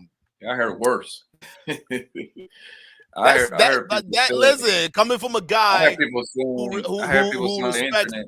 Listen, I respect the OGs in the space. I have to. I let y'all know that right now. And y'all know that some of y'all, but when you hear something like that, bro, and we're expecting to listen to you for advice on how to be a leader, and then you're looking at another guy who, by the way, you helped build, and you turn around and call him a. Let me continue this video. I ain't even gonna touch that, dog. It's just weird. Hey, JRA, don't be calling me no saint. I know saint, bro. I tell people all the time, I ain't shit, bro, and I'm proud of it. Listen, hey, look, I don't claim to be anything special because I know I'm nothing special. So that helps me get throughout life the best way I can. No egos, no goddamn pride. I'm just moving on to get along because I know we all go to the same place in the end. So please don't be doing that shit. Algorithm changes several times a month. So ultimately my point is, as content creators, do you know the business of YouTube? And if you don't, you're always going to be. There's a vulnerability, and it's kind of like what made Peyton Manning a great quarterback? What made Tom Brady great quarterbacks? Because they were like, what do they say? They're players and coaches at the same time, right? That's what content creators are they're going to have to become. You're going to become content creators and coaches at the same time because this environment is forever changing. And YouTube is trying to keep up with Facebook. YouTube and Google is trying to keep up with Facebook and Instagram, who are both being challenged by TikTok. And most people don't even have any idea what the hell I just said. We just make videos. But that's an assumption. Like we all clearly know TikTok's a big platform because all people ever react to with YouTube videos are TikTok videos. So we know TikTok's a big player in town because that's a big money maker. And a lot of content creators are basically recognized. Everyone is reacting to TikTok videos, whether it's on YouTube Shorts or whether it's on actual YouTube videos. Everyone's reacting to TikTok videos. So everyone knows that TikTok's They are the new players, so they haven't. They are the new players, but they haven't exactly. No, they haven't been proven. They haven't been tested, but we do know that whatever that they have going with the algorithms and the way they shape content, it works. And it works enough that all these other content platforms want to be able to adopt that with Facebook with the Reels platform or YouTube with their shorts. Either way, they're all trying to adapt to what's happening. However, it doesn't change the fact that we all know that TikTok's a big platform. And we all know that, but to assume that people don't know this is just disingenuous to me. Gotta go, Duke. I'm out. All right, take it easy, Bernie. Blanco and Rob, I'm out. All right, peace, Bernie. Here, brother.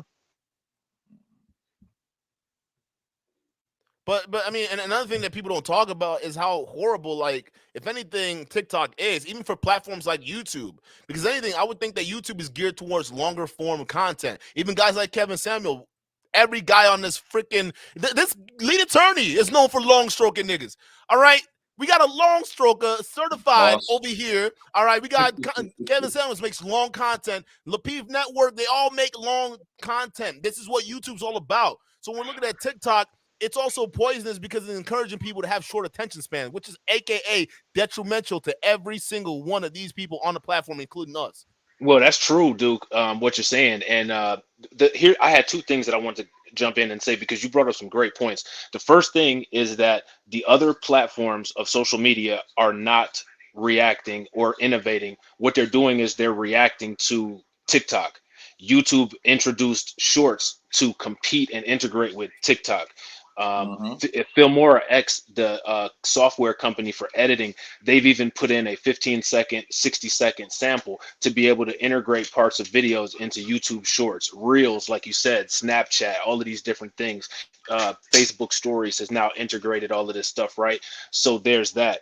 The second thing is Kevin Samuels talks about analytics and how, we don't know how to use our analytics and all of this stuff, right? Now, here's the thing.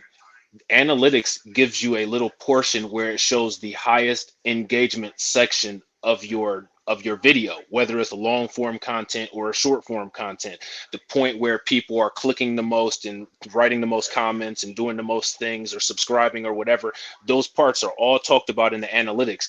You could literally take that part of the analytics and form all of your short reels or your clip reels with that. And there's not too many people who are doing that. There's not too many people who are that deep into the analytics or even understand the analytics to do that kind of thing, unless you're sitting there watching a channel like TubeBuddy, or you're watching a channel like vidIQ every day and you know all of these things. So I mean, just these kind of things that he's saying, like, my thing is if you should offer that stuff as advice to people instead of trying to talk down to people again in the fashion of just trying to crush somebody's dream.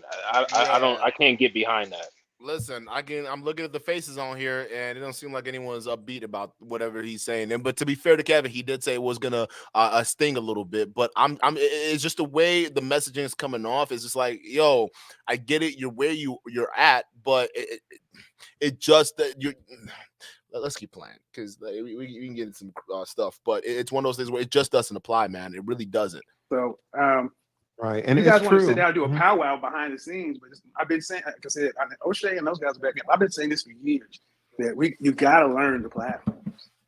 You got to learn them, or you're just going to be at the mercy of a bunch of stuff that you can't forecast. Gosh, yeah, I would love that because I'm learning a lot, not only from you, Kev, but also from Lapeef, also from Anton. This situation. It's difficult when you don't have a lot of time on. No one can be a Tom Brady or a Peyton Manning in a year, right? There's a learning curve to this. And so when brothers really support each other and help each other out and give game to one another, it's hugely appreciated because you're exactly right. The barrier to entry to YouTube is so small. I mean, you don't even need a camera. You can use your phone, right? And so that's why they have millions of content creators.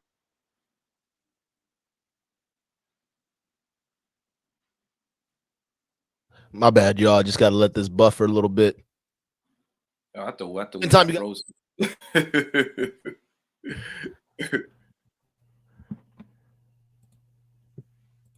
I was like, God damn it, we frozen. Yeah, right. Interruptions. Now we got to figure out what's going on here. Hold up. Yeah, everybody super chat my man do right now so he can get a better internet. Yeah, we got to upgrade Struggle Network. Struggles over here, man. Brothers really support each other, help each other out, and give game to one another. It's that, and you've been doing it for a long time. It's kind of like, well, how'd you lose it? Like I often mention Gary Vaynerchuk, Gary V. He's one of the first people that pushing the notion of being platform agnostic, because the one thing that any of us has is we have an audience, we have eyeballs. But until you really until you're really in charge of that attention, you're at your potential vulnerable spots. And I get it. People don't, and this has always been the biggest thing. Like, well, I don't have time to learn and this and that. It's like, well, then it's not going to change. So, I don't buy it. I think maybe I think we just. And I guess I've said this for a long time. A lot of times, but folks just don't want to really sit down and do it because they're just not that interested in it. So, but case in point, live streaming, opening your platform up to everybody. I've been saying this for the longest. It's exceptionally dangerous. I've been saying this. I've been sending emails and stuff for the longest, but I just kind of, okay.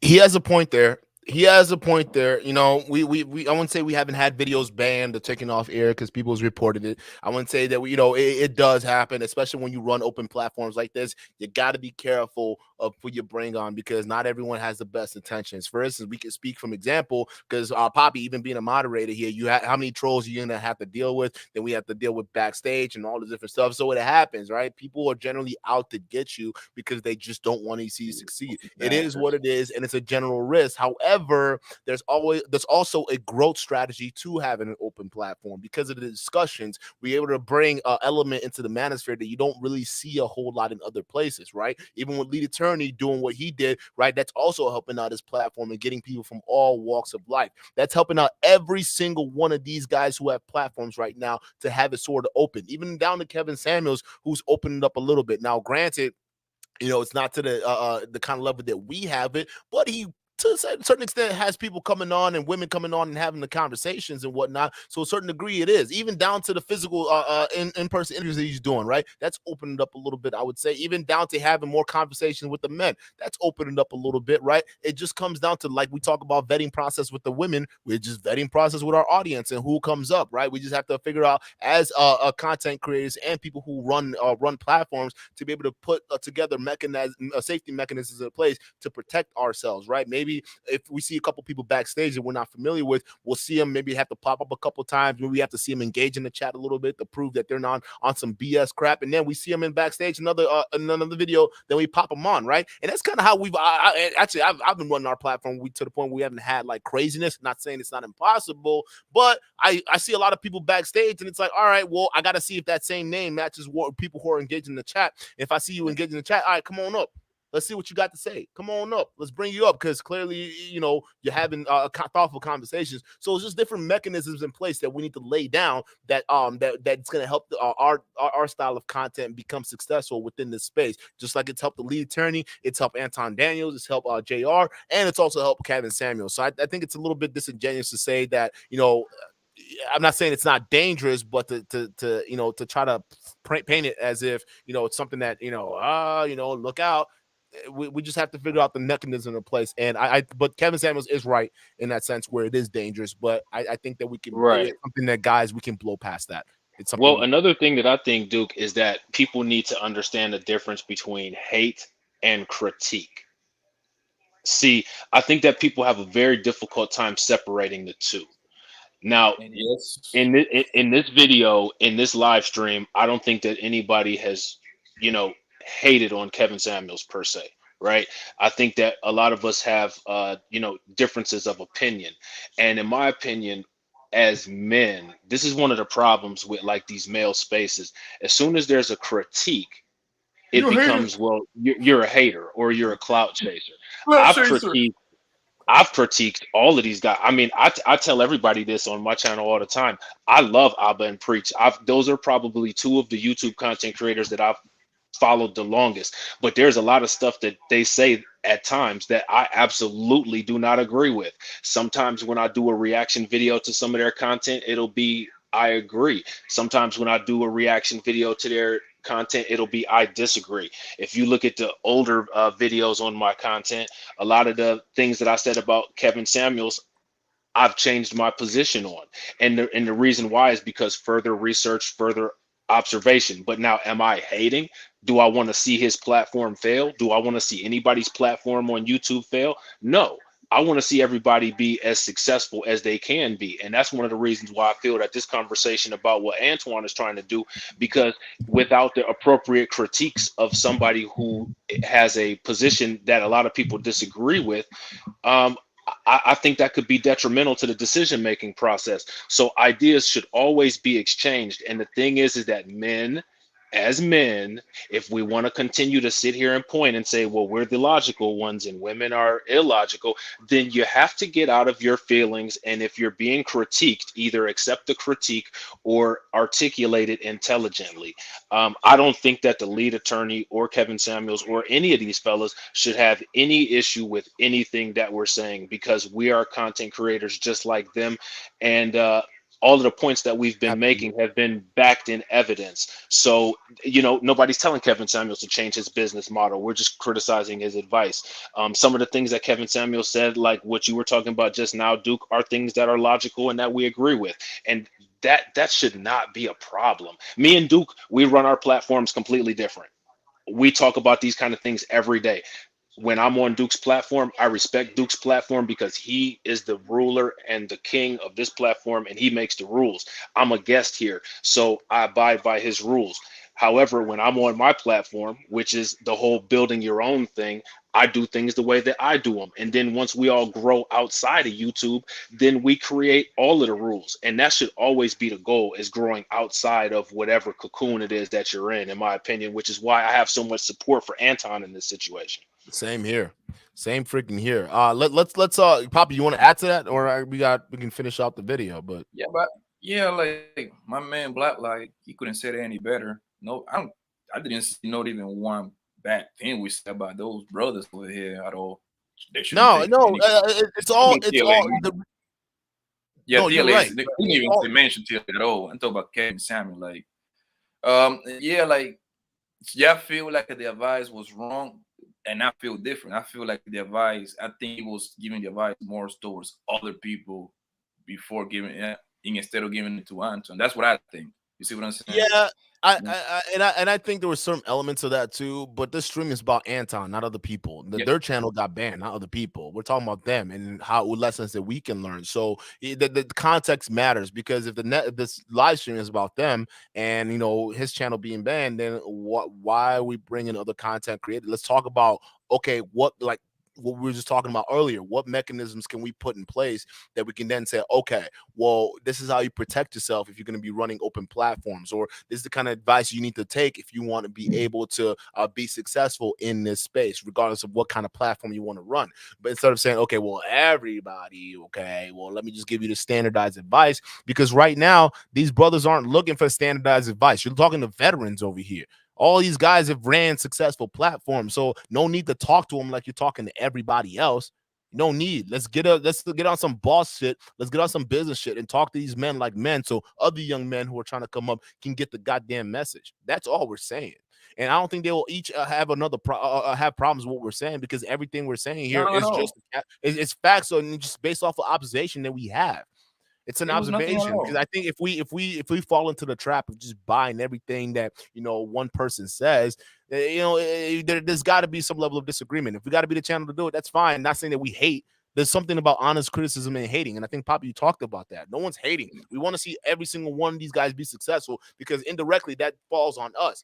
Kevin Samuels, people react to Kevin Samuels videos. Look at what kind of stuff that the money it's brought into the manosphere, right? People making YouTube money left and right just react to Kevin Samuels. Whole channels blowing up just reacting to Kevin Samuels videos. Even the same thing with Fresh and Fit. As bad as we can talk about them, Fresh and Fit helped break the hole for a lot of new content creators to be able to jump on the scene, including Dukendon. So there's a lot of valuable gems into this. There are a lot of different strategies into it, but saying that, hey, the terms and conditions, learning how to use the platform, this is going to be your way to success. I agree with that, but that's a message for a different crowd. And if we're talking to Anton Daniels over here, Anton Daniels and Lapeef, they already have established networks. That's not the conversation we're talking about here. The conversation would be about safety, not learning how to build platforms. His advice is perfect for people who are starting out, but these are veterans. Damn near OGs in the space now. Why are we treating them like fucking children don't really know any better? They know what the hell's going on. But it's honest criticism, and we're always going to be fair. I've seen platforms that criticize some of these people, and it's like some of it, I think y'all going way too crazy into it. Y'all reading way too much into it. But I think this is a fair, honest criticism, because I think other people can watch what we watch and say, hey, I'm thinking the exact same thing, but then everyone else is coming out with a different conclusion. We're not a monolith here. We can respectfully disagree. Let's continue. Because if you open your platform up to everybody, and you don't have a firm grasp on the technology, and you don't have a firm grasp on what YouTube is looking for, all it takes is one person who knows more than you to do a complete denial of service attack, and you lose everything. And then, we're in a situation like this, and it comes along as almost like, not I told you so, but this is what it is. There's a reason I make people cam up. There's a reason I have green rooms and checks and balances and all this other kind of stuff, because everybody don't like you. Right. And this is perfect. This is perfect because I agree with that. I like the fact that he's talking about that. He's talking about the mechanisms that he put in place, and having people cam up, and even some of those elements in watching Kevin Samuels shows we applied to our show, and I've seen it being applied to other shows that run open platforms. Right, cam up, right, cam up. You want to break up. I got to be able to see you back there, right? The way he used Zoom and however other platform he was using, right? How we made that happen, keep it backstage. That's fine. Now, would I go to those lengths? Nah, I'd rather just keep it the StreamYard. It's easier, it's more straight line, right? But even he's making that switch over to StreamYard because it's a lot easier, right? But those advices are perfect. So he's right in that sense, right? Coming up with ways to be able to protect ourselves as open platform content creators. It's a green room. Huh? What the hell is a green room? Kind of like backstage. Okay. Well, this part of what Kevin Samuels is saying, I absolutely agree with. This, in my opinion, is absolutely 100% healthy criticism. And in my opinion, the reason why is because it was really good when Anton was on here because he was talking in business terms, but this is helping you protect your factor of production. When it comes to this YouTube thing, your stream, your channel, your audience, specifically for YouTube, that's your factor of production. That's what we were talking about the other day when we were talking about how you can use YouTube as your marketing department for moving your audience to another platform. And by doing that, Kevin Samuels is giving advice on security mechanisms in order to make sure that what happened doesn't happen again. And this particular portion, I think, is great advice. Absolutely, man. It's great advice, and we don't need to be because that's one of the biggest critiques of the manosphere space, particularly the Black manosphere space, is that everyone thinks the same. Everyone has the same kind of mentality, the same kind of thought process, and that's just wrong. We need to be the alternative, just the voice to basically say, hey, this is what we see, and we want to be able to have the criticism so we can open up the conversation. That's it. The criticism is just a mechanism to open up dialogue. That's all we want. So that way that dialogue brings out clarification, right? Just like we were talking about JR Bugs with his initial concern when he was talking about it, we were able to go ahead and clarify it. But we wouldn't be able to do that if we didn't have a dialogue or we weren't as engaging with the people we're talking to, right? So that way when we're engaging with people, we're having this open discussion, people are more likely to understand and see where you're coming from. So that's just basically what we're trying to get here. KS, shout out to you for the $5 super chat. When advice is given, the person should look at the specifics instead of the generality. There you go. No, that's the argument. You just simplified the argument I was trying to make, right? We're looking at something that's very specific to Anton and the JR's channel, and he's giving general advice. That doesn't make any sense. It doesn't work. It doesn't work out. That's where this is how contradictions can arise, and people can get confused and things like that. It's because he's talking to a completely different crowd, and he's not part of Anton's not part of that crowd. He's a veteran with a well-established Patreon that is fucking furious that someone decided to take his platform from underneath them that he's been building. Their platforms. So they have a right to be angry and want to have their own stuff. You're a systems guy, they're not. Two big worlds. Some people can just do it to be spiteful. And if they want to take advantage of something that you may not know or have learned, that's a learning opportunity. That's why I say, behind the scenes as content creators, it would be my suggestion to everybody to do what I've been imploring for the last several years. Learn the systems, or you're going to always be vulnerable. And the vulnerabilities, you can't even forecast it. You always be, what I want to say is you'll be reactive. It'll be happening after it happens versus being proactive. And I think that's what's important. Last couple of things. One, male-centric content is new. And while it's growing, there are many people who don't like it. It's upsetting the ecosystem and things like this. So my personal opinion is it's time. If we're going to just approach this thing as everybody loves us and it's all kumbaya, that's rather naive. That's rather naive.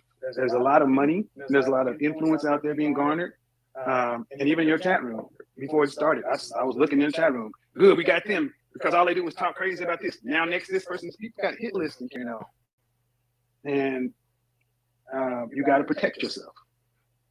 Like even myself, I have security. I have to move a different way. Even though I look at myself as Kevin, when you're sitting in front of people every day with thousands of eyeballs, and people are paying, you're not who you were before you got here.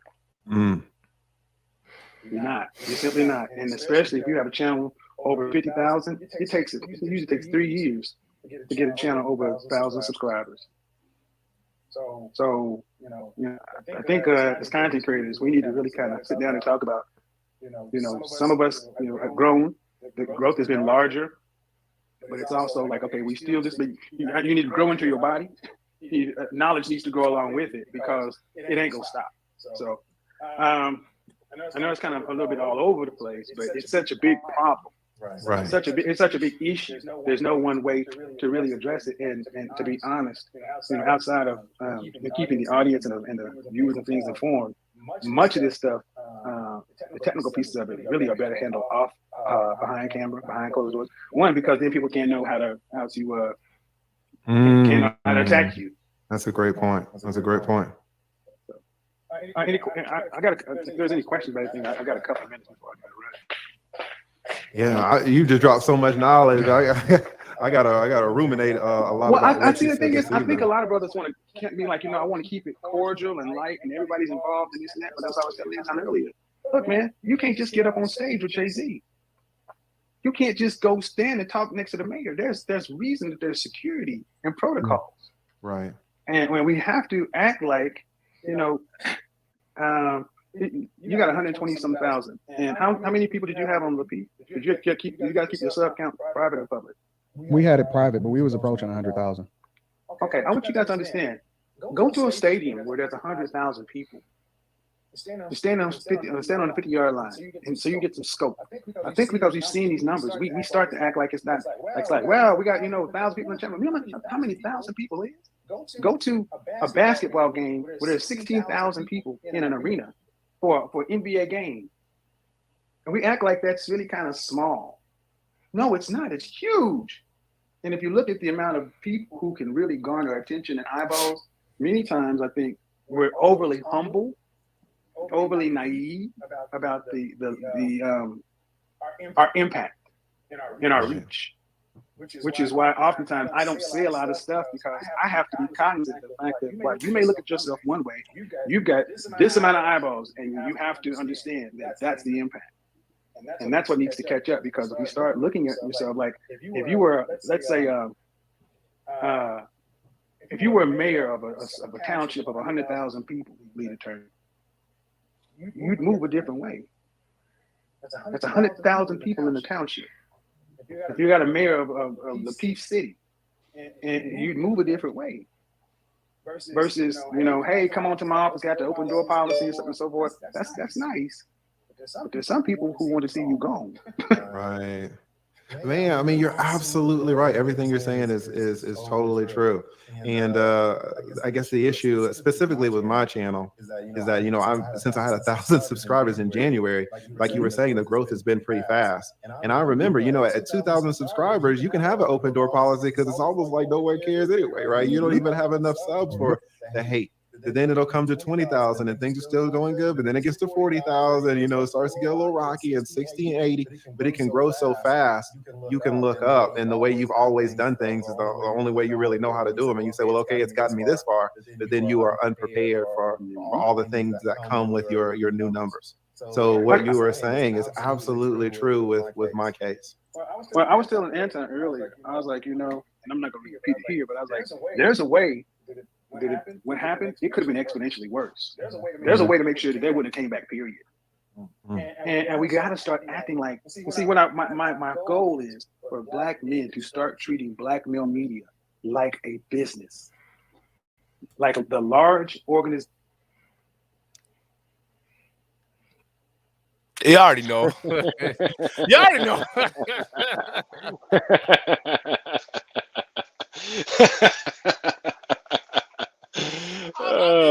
Hey, brother. Hey, listen, St. Kevin. I'm sorry, brother. That's that's talking out of two sides of your mouth. I'm sorry, but that's what it is. We can't just say, okay, we got to start taking black male media seriously, and we look at a man who's trying to take it seriously and say, okay, no, let's work within the system. I'm so confused now. Like I'm genuinely confused, dog. Like which one is it?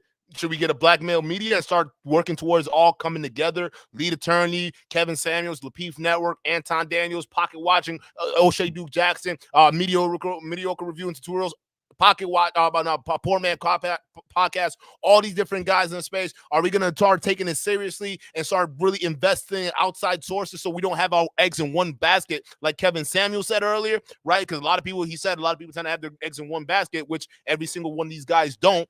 All right, so is it one of those where we build something outside of this, or do we work and stay within the system? But which is it? Because it seems like these guys are trying to take black male media seriously, and they're getting fucked for it.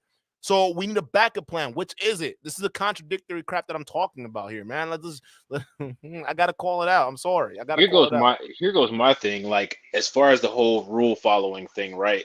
In my opinion, that's fine. As long as you understand that rule following is for using YouTube as a stepping stone to your next goal. Because one thing that sets Anton apart from what KS was saying was that he said that the Lapeef network had like a 10 to 15 year plan. And in my opinion, that 10 to 15 year plan is important because that clearly indicates that he's going beyond YouTube, or either he's gonna change the way that YouTube changes. Because like I said, when YouTube was first created, nobody knew it was going to be, a search engine. It was just a place where people would upload videos. You know what I mean? So now YouTube has changed into a search engine. You can find things to search on there, and now you also have shorts like TikTok. You got live streams like other platforms. You have all kinds of stuff. You see what I'm saying? So my thing is, like, as far as that advice goes, it's good as long as you understand that it's stepping stone advice. In my opinion, it shouldn't be stationary advice. But the way that Kevin Samuel's delivery was in that video, it made it seem like it's stationary device, and no environment is static. So absolutely, because he goes through periods talking about it's ever changing, but you got to follow the rules so you can be static. And it's like, dude, there's too much. You're doing too much. Let me shout out Mr. C. Listen, I just the email just popped up. Thank you for the $20 Cash App. We thank you. We gotta start checking these actually. But I appreciate that, man. Real talk. That helps out. But yeah, man, it's one of those things where we can't be contradictory. But I wanted to end on that note because that was the particular the segment, so you guys see what we're talking about here. And really, shout out to you, Anton. Thank you for coming up on the platform. I really appreciate you sharing your thoughts on this. But I hope you understood where we were coming from, right? We're looking at Kevin Samuels being an executive-minded person used to running or working well underneath infrastructures, and then we have someone like Anton Daniels who's not. I'm not saying he's not an executive type, but he's more of the entrepreneurship spirit type, where they work well under known rules, no structures whatsoever, but their own dreams and fruition. So that's just what it needs to be. We're talking about general advice to people who are just who are completely different creatures, and it just doesn't work out that well. So I think when we're looking at these kind of ideas, we just got to make sure that we're not applying the general to the specifics, and we're not applying the specifics to the general, because then we start to give mixed signals here. I mean, that's what ends up happening, man. It really it sucks. Authentic Alphas, welcome, bro. Shout out to you. Hey, everybody's asking when we're gonna do content again. Let them know. But yeah, feeling the attire, man. Just wanted to do a podcast. Everybody wears a suit for a while. You beat me to it, brother. Good. Hey, let's do it. Hey, we'll keep doing this. It seems like people are really digging the suits, bro. But yeah. No, shout out to you, man. Thanks for showing up. But yeah. It's those things, man. We gotta start getting tight with it. But I do agree overwhelmingly. Part of what Kevin says, we do need to start taking black media seriously. But if we're gonna taking it seriously, part of that seriousness is also considering other options outside of the main platform that everyone's eating off of right now. I think that's a viable thing. So that shouldn't be a grounds to basically say, hey, Anton, I get what you're going for, but this whole let's slow it down and let's go back into the rules. I think that's a little bit of different dynamic. If we're gonna take it seriously, then we need to start considering platforms outside of this space. Yeah, I totally agree. Totally agree. Poppy, got anything to add? What you got? Words of wisdom from Poppy Blank. Go. Yeah, AKA Black John Wick. I'm a financial advisor. No, but this was good, man. It's always a good vibe when I'm with my boy Dunk and my boy Black. You know, we always be talking like this throughout the whole day, anyway, through the goddamn chat group, anyway. So this is normal. This is normal right here. The only difference is with the video now. But yo, going back to the subject, man. Like, yeah, like people were saying, like, it's like this, man. Like everybody keeps saying that, oh, we gotta create this, we gotta create that. And that, from what I understand, it will be like created for us, meaning like for Black people. You see what I'm saying? Because technically we don't own anything. We don't own shit. And we 77% of the NFL, but we don't own a thing. We 70% of the NBA, we don't own a thing. You know what I mean? Yeah. The same thing in the baseball. Baseball is more towards Latino, but the majority is Latino, but they don't own it either. You see what I'm saying? So what I'm saying is minorities, we don't have anything. You see what I'm saying? So what I want to know is, where do we start? You see what I'm saying? That's what I want to know. Where do we start so we can own something? Obviously, it's not gonna be as big as Google or YouTube. That's gonna be like nearly impossible to match it right away. I mean, it's not impossible later on, but to start, that's kind of impossible. But where do we start as a people to start developing those kind of apps, those kind of software to everybody have their own streaming? Not everybody, but for a Black person to actually own a good product when it comes to streaming services. Where do we start that? You see what I'm saying? I thought for 1 minute that JC was gonna do it, but he sold it. Title. He bought it for about what, like 26 million, and he turned around and sold it for like 400 million. Yeah. You see what I'm saying? Like, and I thought it was gonna do something when he bought it. Like when he bought it, nobody knew. That's when the streaming service was like kind of new. You see what I'm saying? Yeah. And then the streaming service became the big thing. Netflix made the streaming service like kind of pop up in a way, and he sold it. So I was like, okay, I thought this was gonna. I thought we had a plan, but he was like, you as you can see, we're just trying to make money.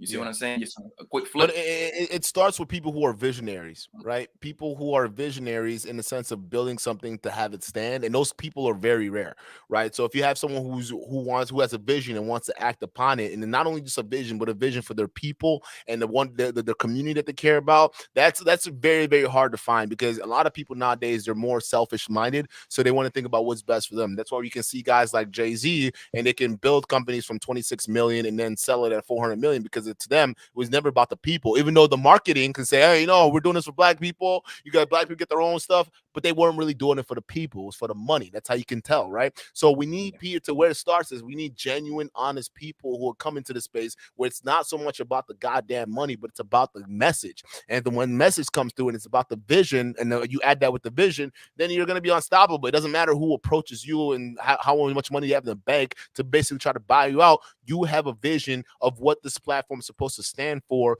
and you have the drive to keep it the way it is. So it doesn't matter how much people are offering money. You have your own little slice of heaven on this hell that we're living in, and that's the problem. A lot of people, they're too selfishly motivated to be able to do that, so they're more rather to say, hey, I get to this point, I'm going to sell everything, right, and keep my cut, right, versus keeping it for people, and even for Black folks, to have something that we own and something that we can call our own, right, and on this whole mess. And it sucks that, it's hard to get there, but that's where we need to start. It starts with that visionary. That's why when I look at Anton Daniels and what he's trying to do, I 100% support that, brother. You go ahead and build your thing, and, we'll support you. We're backing you, man, because that's what you want to see. That's the kind of mentality and mindset that we love in this space. Not saying that Kevin Samuels is wrong. He's right, but he's right in his own sense, right?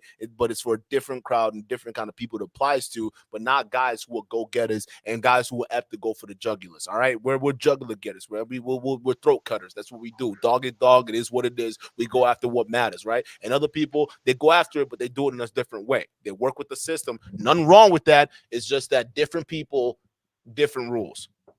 Yeah, I agree with that. And I think there's two major things: psychology, the psyche. One thing that I can't stand is anytime somebody comes with a new idea, everybody always says, well, quote, they're not going to let you do this. people need to stop caring about something that they or any they is going to stop them from. You have to stop looking at yourself as if you can be stopped. First and foremost, anybody who wants to go into anything that's innovative or entrepreneurial has to look at themselves like they're the juggernaut. They're an unstoppable force, and nothing is going to stop you. If you look at the history of the United States, people have everybody has a selective understanding of how the United States came to be. But one thing that the United States came to be, one way that it came to be, was there was a lot of criminal activity that went on. And then when a legal system was created, laws were made against replicating those criminal activities that those people who started the United States used to establish the United States. It's the same thing with the antitrust laws. Honestly, it boggles my mind how Google hasn't gotten shut down with antitrust talks, because Google has so much, reach and so much control over the internet and search engine business. I mean, it just takes a second for the government to take a magnifying glass and say, you know what, we're going to break this up. So the legal system is basically an automatic monopoly security system, so that no one can do to the United States what the United States did to become a country. And if we want to do these kind of things, we have to say, you know what? I don't care about the boundaries. I'm going to do what I got to do. I'm not going to be controlled by anything. And once I build up enough legacy, enough money, I'm going to put my own securities into place where this can't be touched. I mean, if you think about it, if you look at the mafia, right? The mafia involved itself in illegal activities, and now they have TV shows, mob wives, and different things like that. You watch Sons of Anarchy. What did Jax Teller always say? He said, I want to flip the motorcycle club into legitimate business. Everything should always be based on starting something up, getting a revenue generating asset, and flipping it into legitimate business so you can have generational wealth and build an empire. And a lot of people are only on that short-term wavelength. And if you stay on that short-term wavelength, then everything is going to stay the way that it is. It will destroy you too, and you will lose the ability to adapt. But yeah, no, that's facts. And you know what? It seems like y'all were very into this business type of conversation, like just keeping the business. Like, so maybe one of these days we will just do a stream where we're just breaking all that stuff down. We're talking a little about economics, and even talking about different startup opportunities that a lot of people who don't really have a whole lot you can do right now. Right? I can tell you right now, there's some opportunities that I took using the money I made in the car business that helped me further my entrepreneurship vision and what I was able to build outside of that. So, learning the skills and the tools that are available to you guys, man, it's going to help each and every one of you guys individually be successful. But you got to be able to embrace the suck, meaning you got to embrace the fact that shit sucks, and you got to be able to work through it, and you will be successful, guaranteed. But you got to be able to do the work. Listen, I was able to do it at 19. At a young age, I was making 6 figures. So that's all you already know. Like the whole high value concept, it doesn't apply to everybody, because if it did, I wouldn't be able to fit in that category because of my age at the particular time when I started making the money. So I'm gonna let y'all know right now, it is very possible, but it does take hard work, blood, sweat, and grit. Which is most important, grit, the goddamn determination, to be able to, and the resilience to be able to handle what life throws your way. And the most important aspect is being able to adapt as well. So all these different skills, we can have these conversations to really give you guys the inside kind of soul knowledge you're gonna need to get you out there. A lot of these guys, they do handle some of the technical stuff. Anton Daniels does that too. Check out his Patreon too as well to you. But I think in having those conversations, we're talking about the actual work that needs to be done, not only internally but externally. I think it's going to be very beneficial to you guys. So we'll figure out where to incorporate that. But yeah, we'll have more of those conversations. But with that being said, y'all, you already know what time it is. It's time to head the hell out. All right. So I appreciate you guys being here for the conversation. I would say we had a really great convo. I think we did. I think I ironed out a couple things right. We realized that, hey, there's some right here, there was some wrong here, but ultimately we got down to the meat and potatoes, and that's really what all matters in the end, man. Coming together, having these conversations. It doesn't matter if we agree, it doesn't matter if we disagree, but the conversations opens up the dialogue towards understanding, and that's what we want in this space. More understanding, more people to come in and feel welcome, more people to feel like the shit that they're getting is actually going to help them out into their lives. And honestly, it's honestly the best way to go. So real talk, thank you guys in the chat. Thank you to new subs. Thank you to the viewers. Thank you to every single person who's participating to make the show what it is. And we'll catch you guys back on the back end. All right. With that being said, We will catch you tomorrow because we got a regularly scheduled program on Wednesday, people. So don't forget to miss that show. Look out for the thumbnails because we have conversations like this all the damn time. So you definitely don't want to miss that. Check us out on Wednesday. And with that being said, guys, peace.